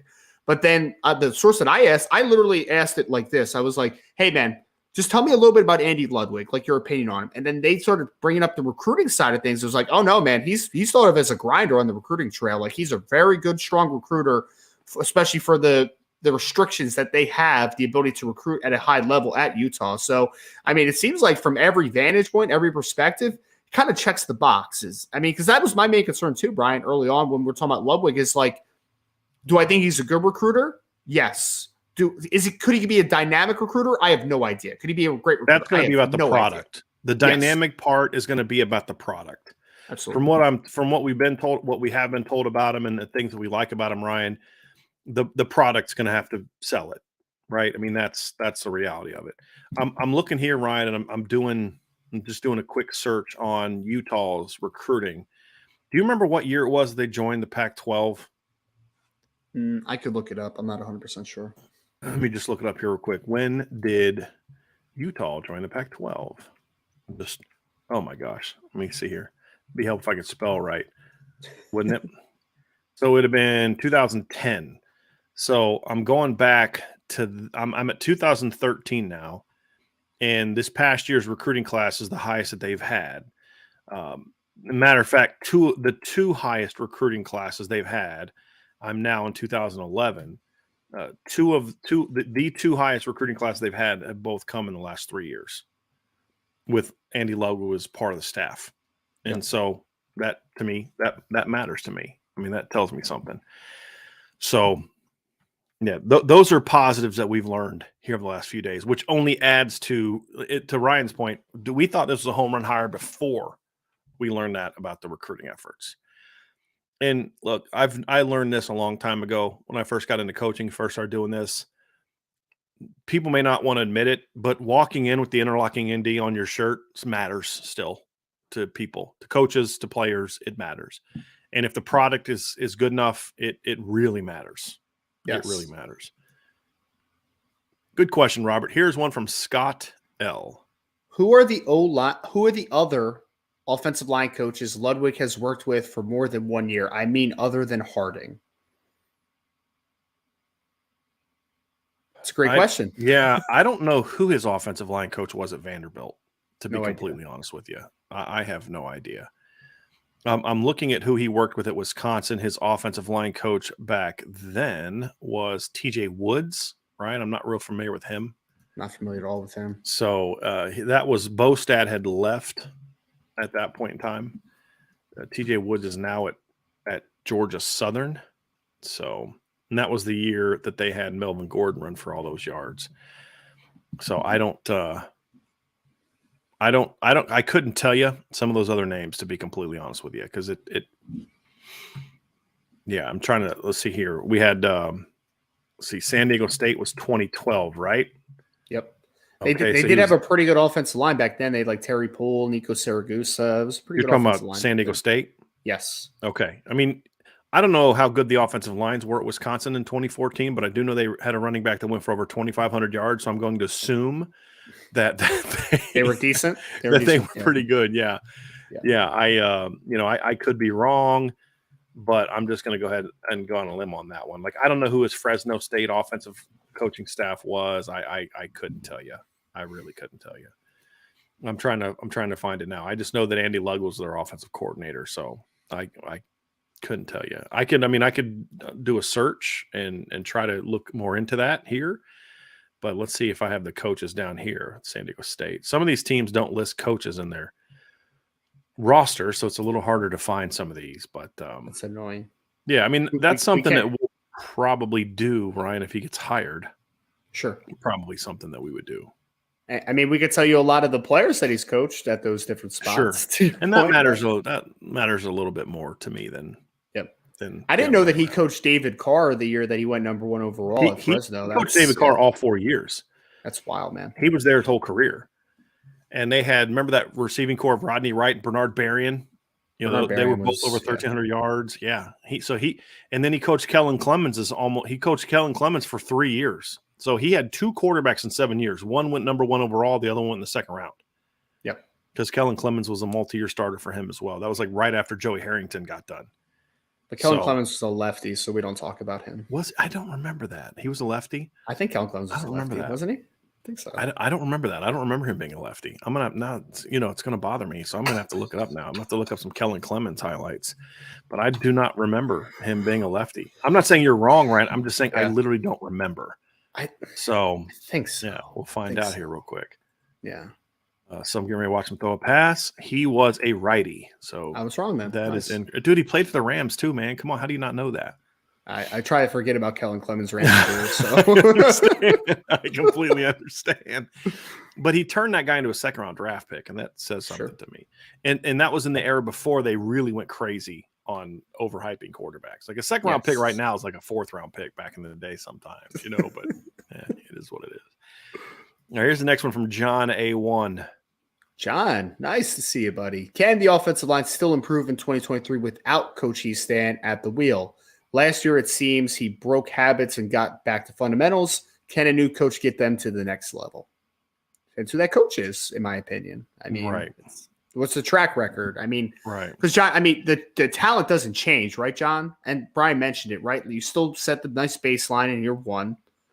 You have talent, obviously, in that room. Blake Fisher's a tremendous talent. Joe Alt's a tremendous talent. You have Zeke Correll. You have guys like Billy Schrout on the bench that are going to try to get the starting role this year. You have Andrew Kristofic. You have Rocco Spindler. You have the 5-man class coming in for 2023.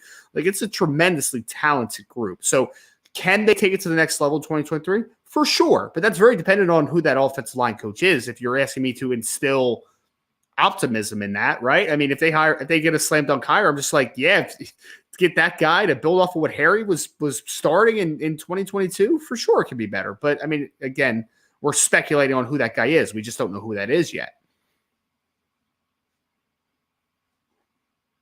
It also coincides with who the coordinator is. I mean, that matters too. As far as taking a jump, I mean, the offense as a whole could take a jump, even if the offensive line doesn't. The thing is, you just got to make sure the offensive line doesn't take a step back. That's the key. If the offensive line coach doesn't take a step back, as long as the coordinator helps take that next step, then they'll be fine. They'll be fine. But, John, that's why it's so important to know who specifically it is. In theory, can the offensive line improve in 2023 without Hiestand? Yes, in theory it can. But if they hire Jeff Quinn again, then no, it won't. Right? If they hire someone else who's not a good coach, then no, it won't. If they hire a good coach, yes, it will. But I also think that's why Chris Watt is important. Because if the new O-line coach is smart enough and puts his ego aside enough to say, hey, I got to keep this kid around. He knows these kids. He can help me. Like, I don't have to start from scratch with these kids. That would be a big thing for me to would determine if they're going to take a step or not. I really think Chris Watt's key to this. I do. And I may be overhyping. Yeah, he's a GA. Guy knows how to coach. Is he ready for this job yet? I don't know. I don't know. I'd have to be around him more. I'd have to talk to some people more. I honestly don't know one way or the other. But what I do know is, of what I do know, it makes me very comfortable to say you've got to keep him in some capacity. He's very important to keep in some capacity, and I hope that the new offensive coordinator and offensive line coach believe that, right? And now there's a couple things working against him. He's considered very close to Tommy Rees because they were teammates, and he was Harry Hiestand's guy. So how the new OC and O-line coach are going to view him is going to be very interesting. I hope they don't hold those things against Chris, because I think he could be a tremendous asset to those two guys, in my opinion. 9 of my problems BK ain't one. Brian, why do you say you wouldn't be surprised if there are any more staffing turnover? Just because that's how it works. It's college football, man. Yeah. That's it. Yeah. I mean, look, NFL hiring season is about to start. There's 2 guys that have on Notre Dame staff that have coached in the NFL before. So, yeah, NFL teams are going to come calling for him. Is it enough to make him leave? I don't know. Wouldn't surprise me.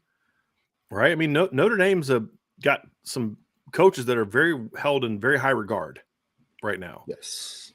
And so you're going to see people pursue them. The Al Golden stuff we've already heard about. We've already talked about before.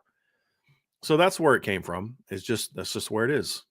Just kind of the way it works. But it's not intel that someone is definitely leaving, right? Mm-hmm. Like, it's just one of those conversations where you always have to be open to that it might happen. Yep. Well, and just knowing what aspirations were of other coaches. For sure. Right? So there are still some Division I jobs that could open up. Right? Head coach at Toledo is interviewed for the Miami job. Now, I don't think he's taken it, but what if a head coach at a MAC school gets a NFL job as a quarterback's coach or offensive line coach or something? All of a sudden, job opens up. Notre Dame coach wants that job. Bam, there it is. So there's still a lot of dominoes that are going to fall, and there's some really highly regarded and coveted coaches on the Notre Dame staff. So I'm just saying, don't be shocked if people are still coming calling for some of Notre Dame's coaches. It's just the way it's going to be. Brian, we might need to have a conversation at some point about how crazy it would be that Jason Candle turns down the Miami offensive coordinator job twice in 2 years. To stay at Toledo. Yeah, man, that's absurd. That's absurd. Yeah.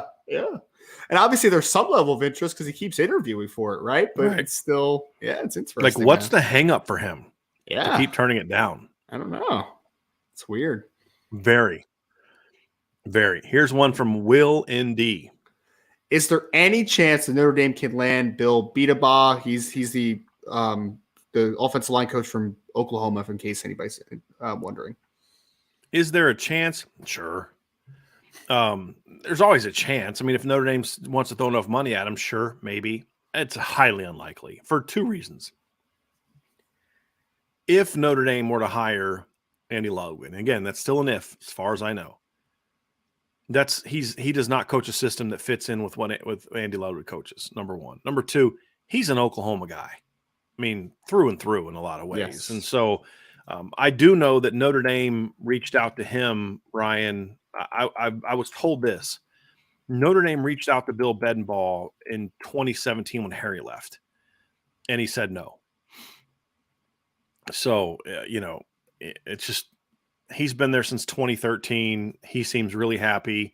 He did not go with Lincoln Riley to USC. He stayed at Oklahoma. I just think he likes it there. Yeah. And so I think I don't see it. I mean, anything can happen in these days. I just would be, that's one of those things that Ryan would shock me if that move got made. Yeah. Shock me.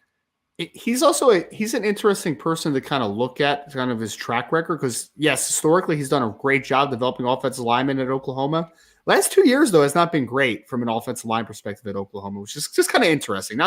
Right. Maybe it means nothing. Talent maybe hasn't it's been as good either. But yeah, it really hasn't. Well, I mean, they just had a guy at the Senior Bowl though, and then they have their left tackles getting mocked in like first 2-round mock drafts though. The Anton Harrison kid. So I don't know, man. I don't know what the inconsistency is there, but. It ain't rocket science, right? Has a question. The staff won't have any issue finding a great offensive line hire. This is O-line U. Well, they did hire Jeff Quinn last time they had an opening. So, look, coaches make bad decisions sometimes. Yes. You have to prepare yourself for that. How will Marcus Freeman do? I have no idea. This is his first time hiring an offensive line coach in a situation like this. It was a no-brainer who they were going to bring in last year. Like, no-brainer. And so it's a different situation. So you also have to look at the standpoint of, is Notre Dame willing to pay? That's a big question mark for me right now, Ryan. big question mark. And Notre Dame's going to have to show me that they're willing to do it. They did it for Marcus Freeman, but they haven't always done it for other assistant coaching spots. Right. Will they do it this time? I don't know. I think one thing I will say for It Ain't Rocket Science's point, though, there will be a lot of good options out there. Sure. Right. Well, but to your point, there will be a lot of interest. Right hire. There will be a lot of interest. Now, we'll look, this is the way it works, Ryan. I have an interest in a job. Man, I'd love to coach at that school. You call the coach up. Oh, we'd love to have you. Cool. What are you going to pay? We're going to pay you $400,000. Coach, I'm making $1 million right now. Right. You're offering me $500,000, $400,000, $500,000 at a school to move to a state that has a much higher state income tax than the one I'm living in. So not only am I getting half of my salary reduced, I'm also paying even more of that in taxes. Like, you look at that stuff. I'd love to have coached at that school, but I'm not doing that. I'm not taking a 50% pay cut to go there. Hey, you know what? I'll take $100,000 pay cut because I really want to be at that place and I feel like I can make it back on some bonuses or something like that. Or, okay, sure, maybe that, but I'm making 8. They want to pay me 7. All right, okay, it's a better tax state. Yeah, it'll be fine. It's a great opportunity, whatever the case may be. Sure, but those are all things where it's like it doesn't always work as easily as like, I want you, you want us. Cool, let's make it happen. Sure. Yeah, I want you, you want us, but my AD or my is not willing to give me the 7 figures I need to hire you. Okay, so I can't hire you, right? Because that's what you need. And yeah, I know you'd love to work with me, but I also know you can't take a $500,000 pay cut. You know what I mean? So I get it. There's a lot more that goes into it than just, I like this guy, he likes us. Here's the next one from Chief Brody. Mailbag from Chief. Do you think the staff changes this offseason have significantly hurts Notre Dame's 2023 playoff aspirations? How can I possibly have an answer to that without knowing who the new hires are going to be?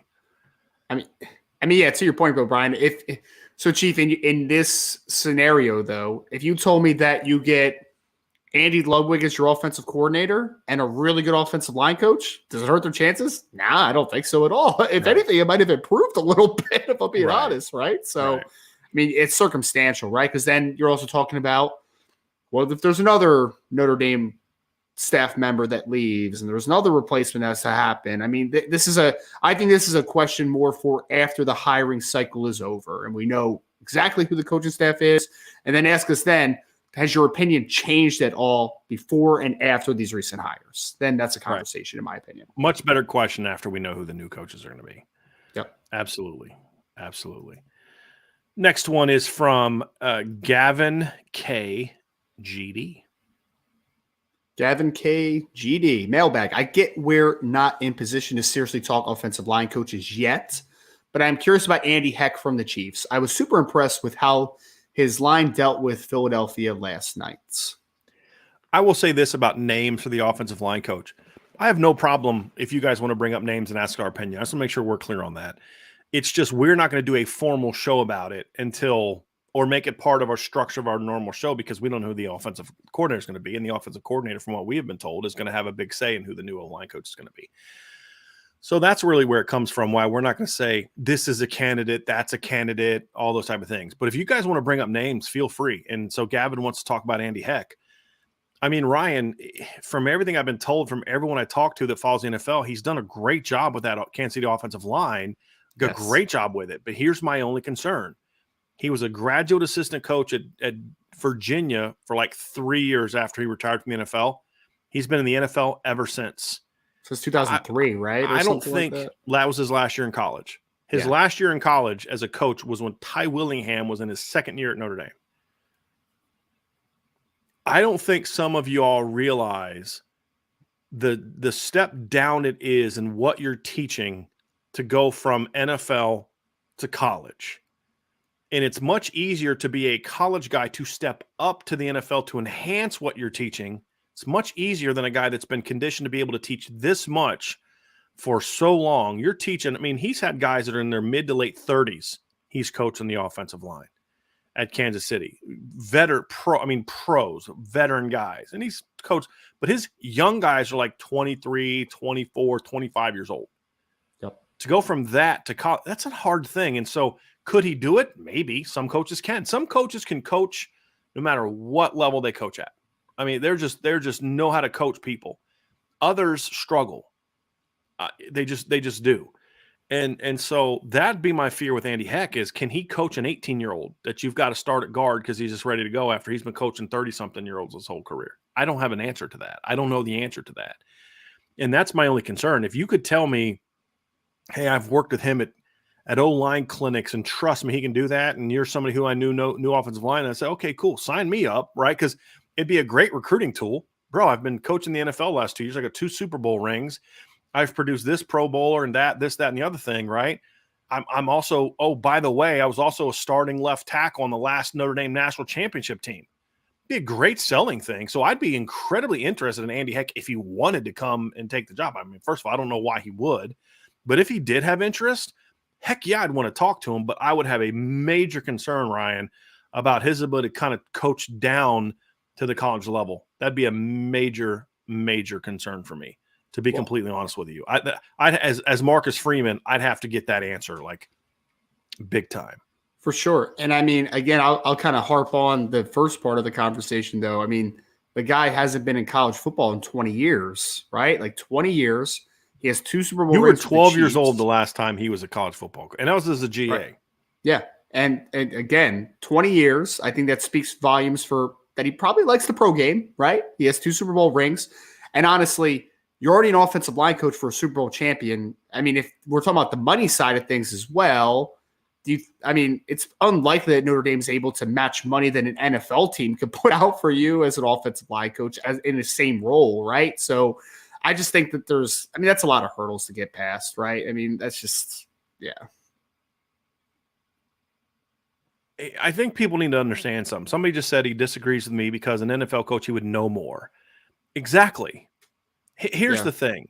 Al Golden knew more too. Sorry, that was mean. It's fine. Like some people, like if I'm teaching like AP Advanced Senior Calculus and you're asking me to teach 8th grade rudimentary math, some people can do it because they're just great teachers.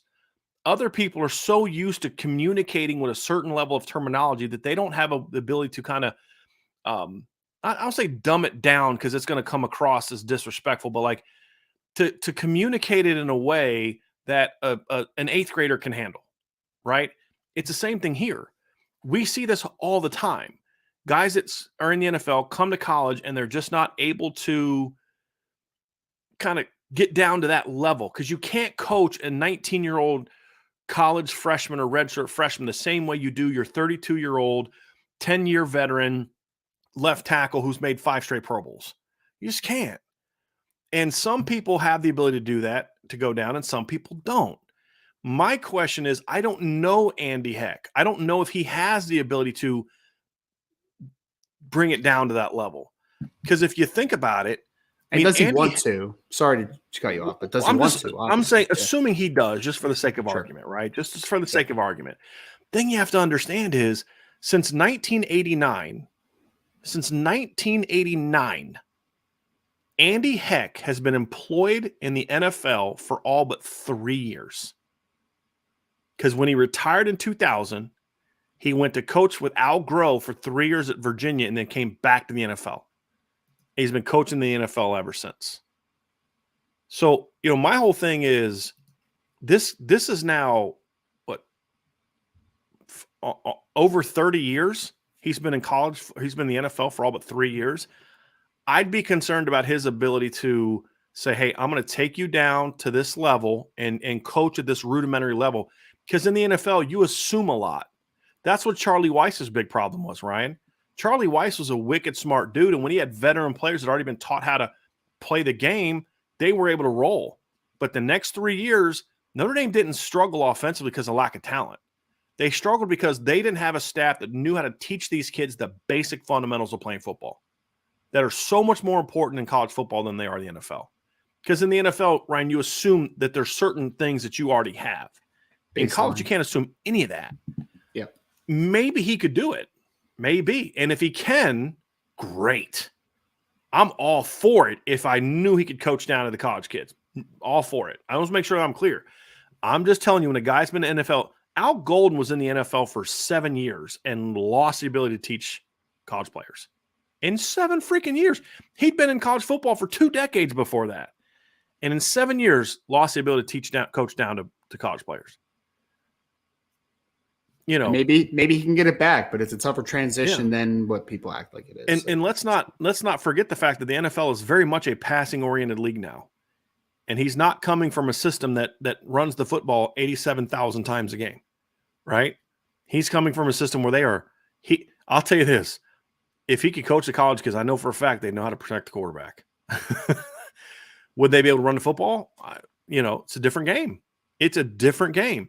I would think so. I mean, if you know how to coach O-line, you know. But it's just a different thing. So I just don't think it's as easy for people to make that jump. For some people, it is, Ryan. You know this. For some people, man, they can talk football no matter who their audience is, and that's it. Lou Holtz is that way. If he's around people that don't, he starts using a few more parables, more stories, knows how to tone down the language than he does if he's dealing with a bunch of fifth-year seniors in Notre Dame. And that's why he was great. Not everybody can do that. I struggled with that, right? That's one of the reasons I always kind of wondered, like, would I really be able to coach high school? And I'm talking like Division III college, 1AA college to high school. I struggle with that. It's one of the things I struggled with when I first started doing this, Ryan, is I would be saying things that I assumed everybody else knew. And they didn't. And I don't understand what that means. You don't know what cover 3 is? I'm like, how do you not know it? I just assumed that everybody knew that, right? And so it can be a challenge. It can be a challenge. But I'll say this. If Andy Heck called, I am absolutely freaking taking that call. If Andy Heck wanted to come in and talk about my opening, I am absolutely freaking bringing him in to talk about my opening. I would have to have some really key conversations about, hey, man, can you teach this? What's your philosophy on this? How do you communicate this? I need to really make sure that I know that he understands how to coach college kids. No doubt. That would be my only concern, Ryan, with Andy Heck. Everything else checks the boxes, dude, right? I mean, every alum, national champion at Notre Dame, Super Bowl winner as a coach. Yeah, boxes checked all over the place. Yeah. So I guess again, my biggest thing, and I just kind of keep coming back to it, is you're a 20-year NFL guy, right? As a coach, you've coached Super Bowl winners. Is that really a move that you want to make? I mean, that's not a. I know it's his alma mater and everything. Well, but see, that's the thing, though, right? What else does he have to prove at the NFL level? Right? I get that. I know he loves Notre Dame. I've met him, actually. I was actually hanging out with Todd Light one night at having dinner one night, and Andy Heck walks in with one of his kids. Nice. I'm like, wow, it's freaking Andy Heck. You know what I mean? Like, this is when Todd Light was coaching here. And so I know he loves Notre Dame. He comes back to Notre Dame when he can. And his 2 sons were pretty well-coached offensive linemen. They just weren't super talented, but they were well-coached. Right? Wait, was he, the Heck that was at North Carolina? Yeah. Yep.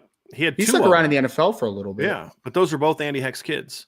The younger one that was drafted, I believe, is the one that I met. I believe that's the one that I met. So how old? How tall is Andy Heck? Is he 6'6"? 6'6", yeah. Yeah, he's a big guy. He was a big guy. So actually, Ryan, just so you know, he was actually a tight end until that last couple years in Notre Dame. He started off at tight. Back then, tight ends were blockers. Yes. Right. I mean, but yeah, he. It's wild that you weren't even born yet when they won the title in '88. That makes me so sad and old. I was -3. Sorry. Yeah. But he's a tall guy. He's a bigger guy, and both of his kids were really tall as well. Yeah, and I know the most recent Heck that was at North Carolina was like 6'7". Man, he was a big dude. Yep. Here's a question from Ant VR. We kind of addressed this, but I wanted to speak to it again, Ryan. I'll read it because it's more for you.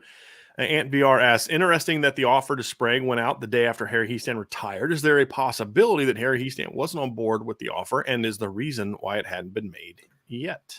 Is it possible? I mean, sure, right? Like, I mean, it's possible, but it also could be possible, Ant, that it was in the plans, and then Marcus Freeman's just continuing the plan out, right? That he's like, yeah, we were going to offer Andrew Sprague.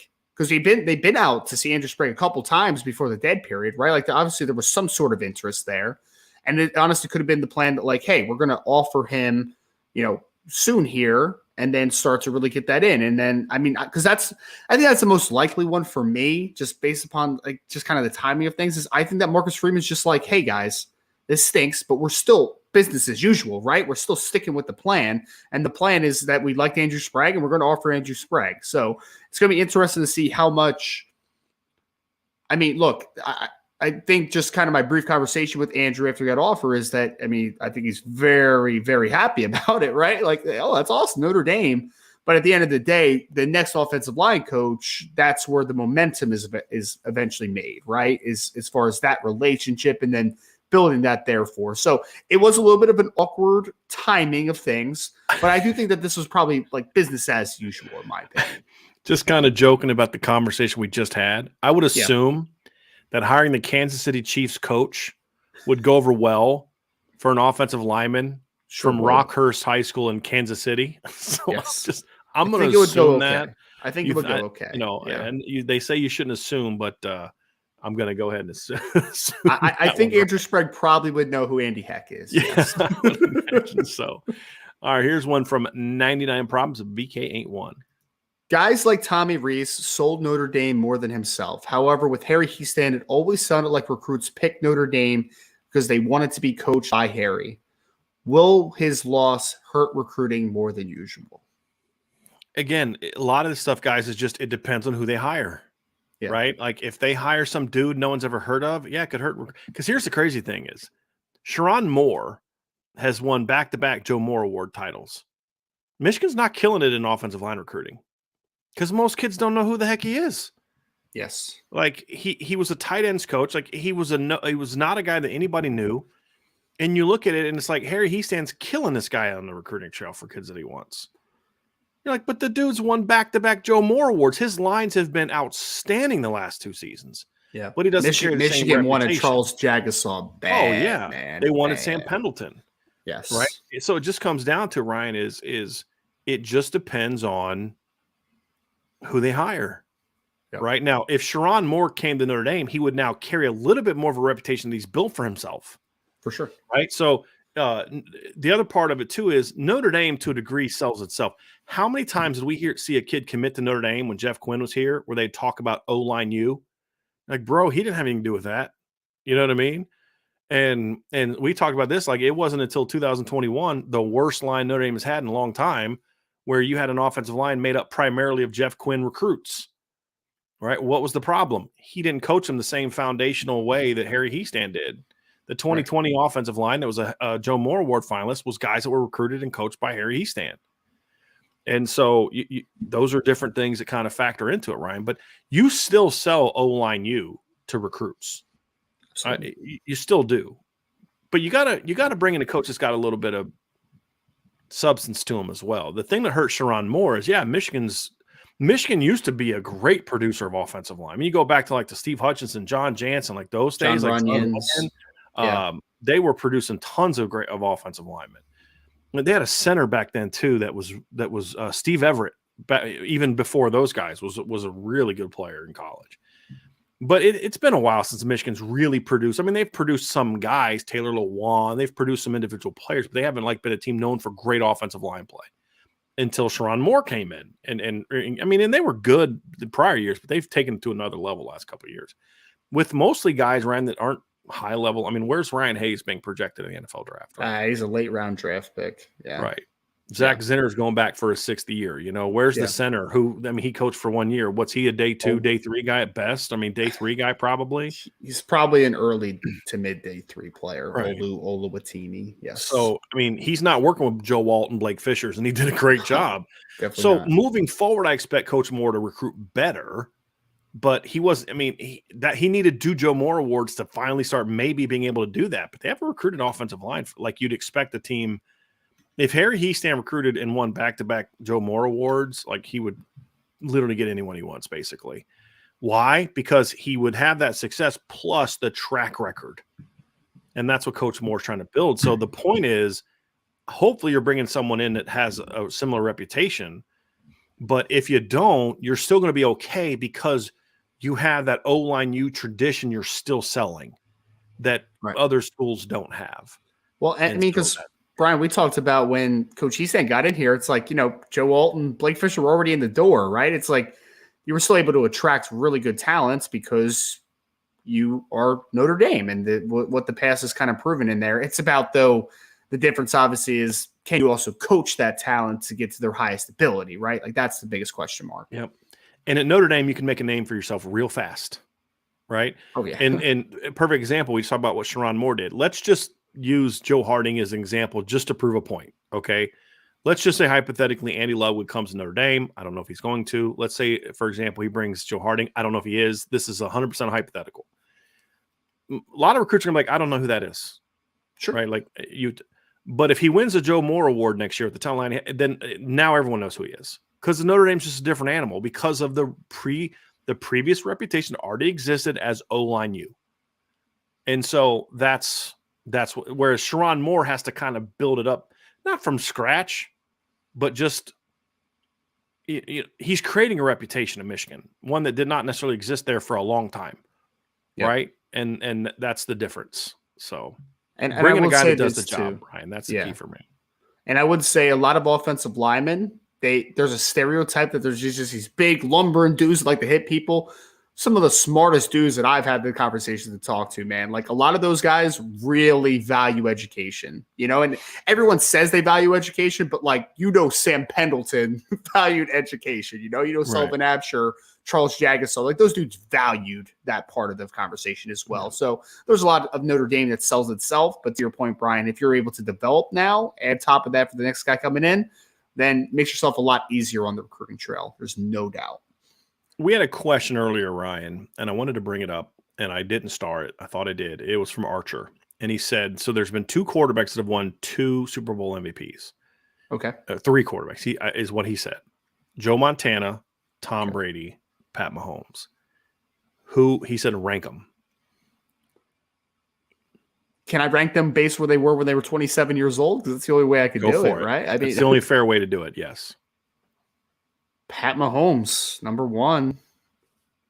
I don't know. Montana and Brady's a tough one, man. That's a tough one. I don't know. Just for the record, by the time when Joe Montana was 27, I believe he had 2 Super Bowls as well. Yeah. So just give me 1 second to find that out. I'm trying to find his plus. Here we go. No, he only had 1 Super Bowl. He won his 2nd Super Bowl at the age of 28. Okay. I'd probably go Montana then Brady at the age of 27, but it's what Tom Brady did from 30 on. That's like, it's insane, what he was able to accomplish after 30. So different era as well. Yeah, for sure. I mean, Joe Montana's career really, he had some underrated years. Won a Super Bowl in 1981 that a lot of people forget about. They had the 84 win over the Dolphins.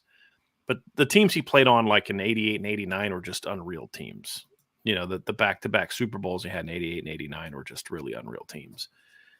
That's when he really cemented things. And then after that, he got hurt and was never the same guy and ended up getting traded to the Chiefs and played 2 years with the Chiefs and took them to the playoffs and twice beat John Elway actually in one of a great game in Mile High Stadium. I think it was a regular season game, but it's so hard because the games are so different, Ryan. And Tom Brady won 7 Super Bowls. Okay, playing on some great teams. I don't want to take it away from him, but put John Elway on some of the teams that Tom Brady played on. Put Aaron Rodgers on some of the teams that Tom Brady played on. Put Joe Montana in his prime.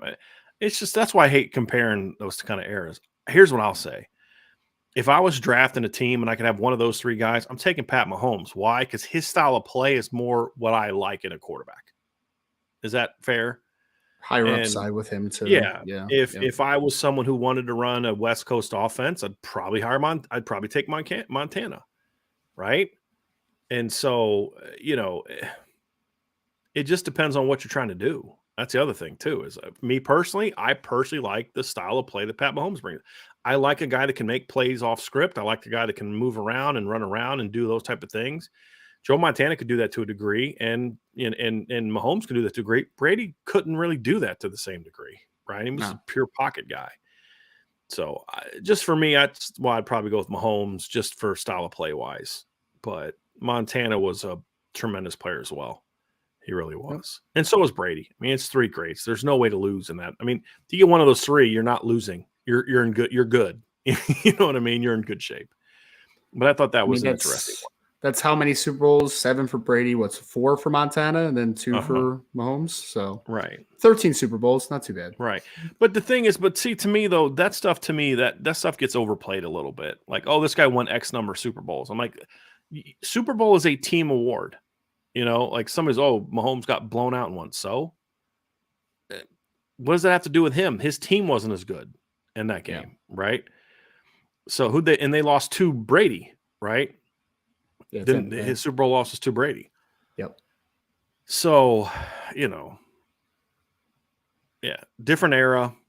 Played on some great teams. I will say this, I did give Brady a lot more respect when he won that Super Bowl in Tampa Bay. He got away from Belichick and won one. Yeah. That game, he's a great player. It's just, again, because here's the other thing. If we're going to say it's only about the rings, then stop talking to me about LeBron James and Michael Jordan being the greatest basketball player of all time. Because if it's about rings, there's no debate who the greatest basketball player of all time is. Bill Russell.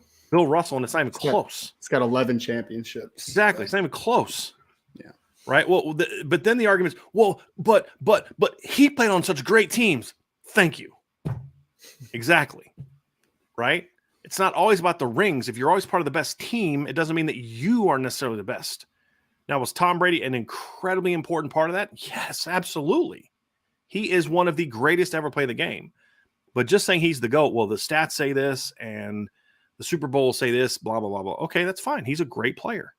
But it's not just about the rings, because if it's just about the rings, then why do we ever have even a – I mean, LeBron and Jordan's rings combined only passed Bill Russell by 1. And here's the other thing. Bill Russell won a championship as a player coach. He also coached some of those Celtics teams when they won championships. I don't see LeBron and Michael Jordan out there coaching their teams. You know what I mean? So it's just, how do I compare Ken Griffey to Babe Ruth? Like, fewer teams, travel was different. Babe Ruth faced, how many times did Babe Ruth face Satchel Paige? You know what I'm saying? Right? How do I compare those eras? It's impossible. So it's really about generations to me. And Tom Brady was, I think, the greatest quarterback of his generation. I think we can say that. Of his peers, he was. Pat Mahomes is in a battle for the greatest of his generation. Right now, he's at the top. But let's let their careers play out. Let's see what Josh Allen can do. Let's see what Joe Burrow can do, right? When it's all said and done. And we'll find out. There is no debate that Ken Griffey Jr. has the greatest swing of all time. Oh, I mean, if you're going to debate that, then I'm just banned. Oh, man. That thing was beautiful. I could just watch him swing a bat for hours, man. It's insane. But it's just like, you can't compare him to Ted Williams. It's like, was it you I was having this? It was Sean Davis I was having this conversation with. And I was like, do y'all understand that Ted Williams left Major League Baseball in the early prime of his career to go fight in a war? Like, do y'all get that?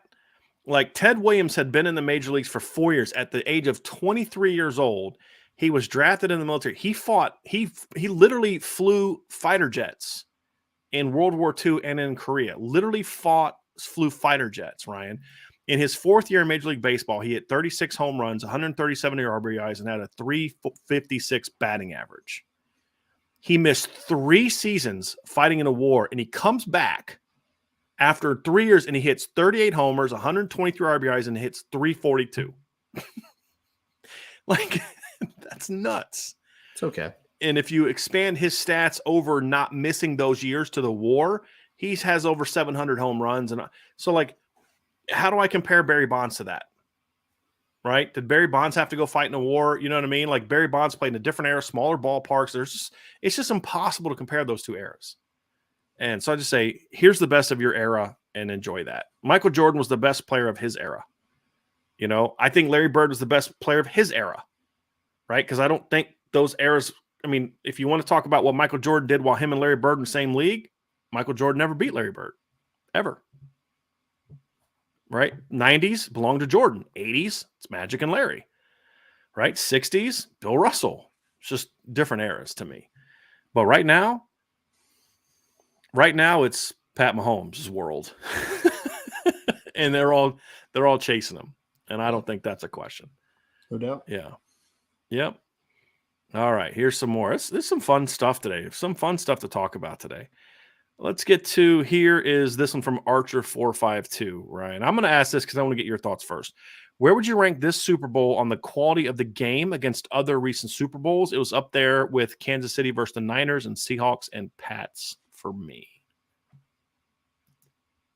I mean, I feel like I need to go back and look at a list of all the recent Super Bowls. I mean, I can't remember all of them, obviously, but I mean, it was one of the best of recent memory, Archer. I mean, I would just phrase it as simple as that. I mean, it had everything that you wanted in a football game. You know, it had halftime adjustments. It had a team going down to an early deficit. It had a comeback.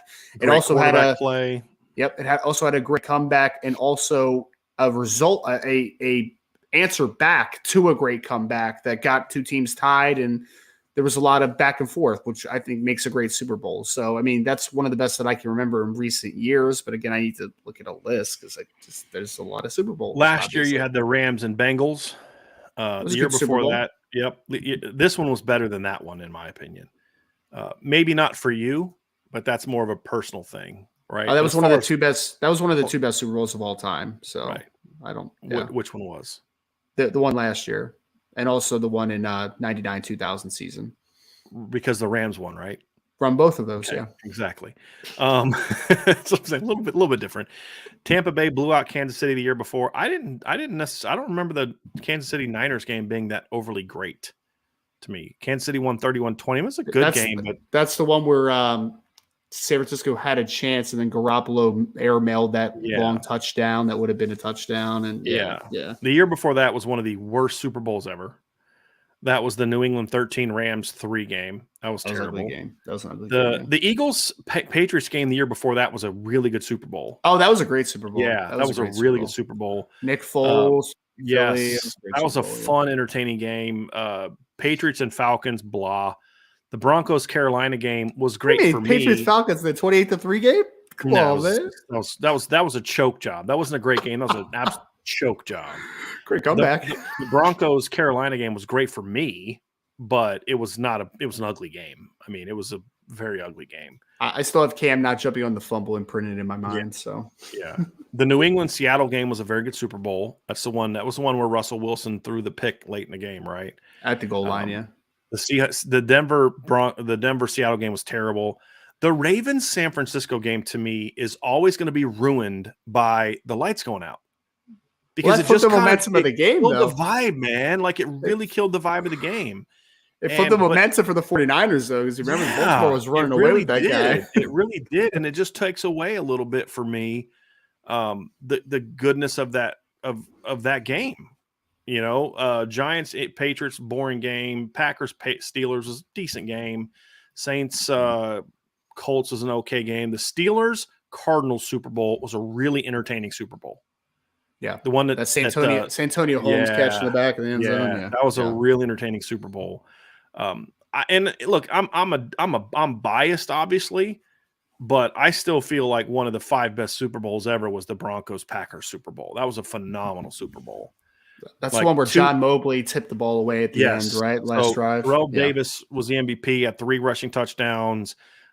New England, Denver was up 17-7 early. New England came third quarter. Terrell gets hurt. New England comes back, ties it at 17. Denver goes up and scores. Packers tie it up.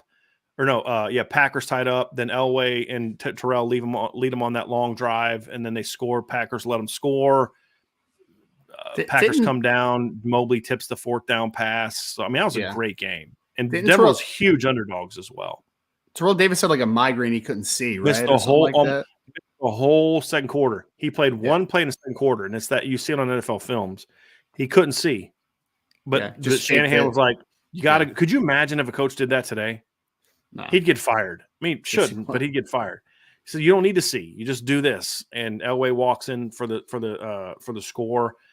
But he rushed for 150 yards, Ryan, in that game and missed the whole second quarter. Like that offense, that was an offensive line clinic that game against Gilbert Brown and Reggie White, and that was a heck of a defensive line. Gilbert Brown was a big man. He was a big man. Yep. Remember growing up, I don't know if it was like for you, but growing up, Super Bowls usually sucked. You had the one Bills-Giants Super Bowl, but most of them were always blowouts for me, like late 80s and into the 90s. like, see, like you had the Giants, you had the 40, going all the way back to 1983. Washington smacked Miami. The Raiders beat the Redskins 38-9. The Niners killed Miami. The Bears beat New England 46-10. Giants beat the Broncos by 19. Redskins beat the Broncos by 32. You had the great Niners-Bengals game.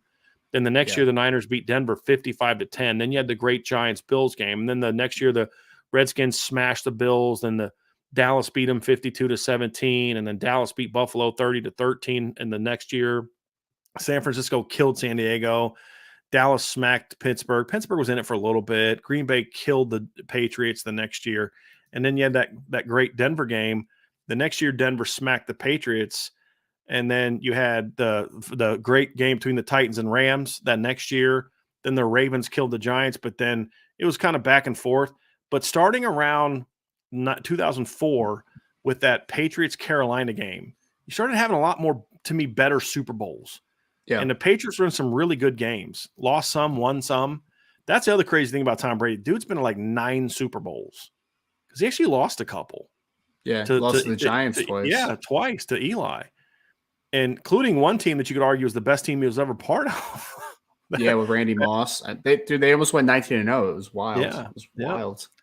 All right, let's next question from 99 Problems of BK ain't one. Let's get down to that one. What was the bond between Harry Hiestand and Tommy Rees? It's not like Harry Hiestand coached him directly, and he spent a few years on the staff with him. How could Tommy Rees's presence be the make or break for Harry Hiestand like it clearly was? I think you're greatly underrating the relationship between an offensive line coach and a quarterback. Very underrating it. And so, yes, he was with Tommy for 2 seasons as a player. He was in the first season as a coach. But he's been around South Bend for much of the last several years. And they have developed a relationship over the years. So, yeah, they were very interwoven. There's no question about it. I mean, an offensive line coach is going to have a very good relationship with a quarterback if he's a good offensive line coach, in my opinion, Ryan. Yeah. And so, yeah, it was very strong. But again, it was him and Tommy had stayed in touch. They'd stayed connected. They were like – when he left Notre Dame in 2017, he didn't just stop talking to these guys. Him and Tommy continued to have a professional relationship. And so it wasn't just out of the blue where Tommy calls up Harry like, hey, do you want to come coach? I haven't seen you since 2017. You want to come coach? It didn't happen like that. It didn't happen like that at all. So again, I think Harry was comfortable being retired and was really going to come back for one reason, and that was to coach at Notre Dame. And I was hoping it would be more about Notre Dame than Tommy Rees, but apparently it was not. So it's disappointing, but it is what it is. As long as he's not going to Alabama, it's okay, though. Yep. Again, the last couple questions. We're going to do one from Joe Papiti, and then we're going to do a super chat from Just Your Ordinary Joe, my guy. So let's get to this one from Joe. Is this coaching carousel the exact reason why many college players have zero loyalty to a program? I don't know. I mean, some people use it that way wrongly, because the reality is it's different. You're an employee. Yeah. And if players want to be treated like coaches, cool. Just so you know, then if you don't play well next year, I can fire you because I can do that to a coach. Just want to let you know that. But it's part of it. And to a degree, there's some merit to it, right? I mean, to me, Harry Hiestand's situation is a little different than Tommy Rees's, right? Like, how would Tommy Rees have felt if his quarterback that he coached and developed would have gone to him and said, hey, I want to go to Bama now because I think Bama gives me a better chance to get to the NFL. Probably be pretty pissed about it, sure. Right? Most coaches would. But then you put a coach in that situation, and they're going to be like, yeah, well, this is what's best for me. So, yeah, I get it. I mean, it's not apples to apples, in my opinion, but there's some similarity to it. But to me, it just depends about how honest were you with the kids and how you treated them. I mean, if you're honest with kids, you let them know, like, hey, this is just how it goes sometimes. And I recruited you to come to Notre Dame for Notre Dame, not to come play for me, then I think you'll have a little bit more respect for it. Knowing like, dude, I didn't come here to play for you. I came here to Notre Dame. And then you're going to have a little different view of it than, dude, the only reason I'm here is because of you. You're going to have a different view of it. But there's some hypocrisy there, Ryan, I would say. I think it's hard to say there isn't. It's different. I mean, you're an employee. You have a wife and kids to deal with. Most college players, other than BYU and Utah, don't have that to deal with. So I'm not making that as a joke. I mean, it's just, there's a lot of Mormon players at BYU and Utah, and they tend to take missions, and a lot more of those guys happen to be married with children. It's just a fact. I hope it didn't come across as an insult. It's just the reality of it. But No, just yeah, maybe it's a different animal. Yeah. Well, I would say, I mean, I think that most coaches, well, not most coaches, I think there's a lot of coaches that are very open with aspirations as well, right? I mean, I think when we talked about the CJ Carr stuff, for instance, Brian, like, I think that CJ understood that Tommy Rees probably wasn't going to be there forever, right? I mean, I think he's probably, well, I know he's smart enough to understand that, right? And I think that most coaches, I mean, because Notre Dame does have a lot of younger coaches on their coaching staff, right? I know this is a little different than the Harry Hiestand conversation because he's going into retirement, but I mean, like, Dylan McCullough has other aspirations, right? Maybe Chancey Stuckey will. He said that when he was hired, and that's the thing I respect about Dylan is he never hid that. Yeah, he said when he got hired, I want to be a head coach. He's never hidden that. And Tommy's always been open as well about, that there's an end game, right? Like, there's a long-term goal. And I don't think anybody should feel bad about, like, there should be no negative opinion on that. Like, could you be upset that Tommy Rees left to go to Alabama when you knew that the NFL was his, end goal? Sure, we could have that conversation, right? But at the end of the day, I think as long as you're open and honest with these players and that they understand where you're coming from and what your career aspirations are, I think that it's an understood relationship that happens. We did have one other question that I wanted to get to, Ryan, that I missed earlier. And this is from Brandon Plensner. And he says, does Notre Dame have assistant coach positions and GAs, or are they the same thing? Like, is an assistant linebacker coach and the linebacker GA different position, different or the same? How many assistant position coaches can you have? It's different. Or I mean, it's the same, excuse me. It's just different terminology. An assistant linebacker coach, unless he's one of the 10 full-time assistants, is just another name to either give an analyst who then is the assistant linebackers coach off the field. He'll do film work. He'll do different things with them, but he can't coach them on the field. Or it's the name you give to your GA because you want to, give him a different title to help him on his resume. And also to better reflect the role that he has, and so his responsibilities. Right. Yeah. Right. So like I had somebody reach out to me, because when we reported that Max Bulla was getting hired, he was reported as the defensive GA. And then I had some folks at Notre Dame reach out and they were like, hey, just so you know, it's not just as like a typical GA in the stereotype that comes with that. You're getting the coffee, you're doing this, you're doing that, right? You're not a real coach. That was the stigma. Like Sean Payton was talking about this in interviews. Like, yeah, I got my start in San Diego State. And he's like, I was just running and getting coffee and donuts for the other coaches. That's what GAs used to be. And now smart coaches, and over time, coaches have gotten smarter, and it's better allocation of your resources, is say, hey, let me get some young GA that's really smart and let me let him coach.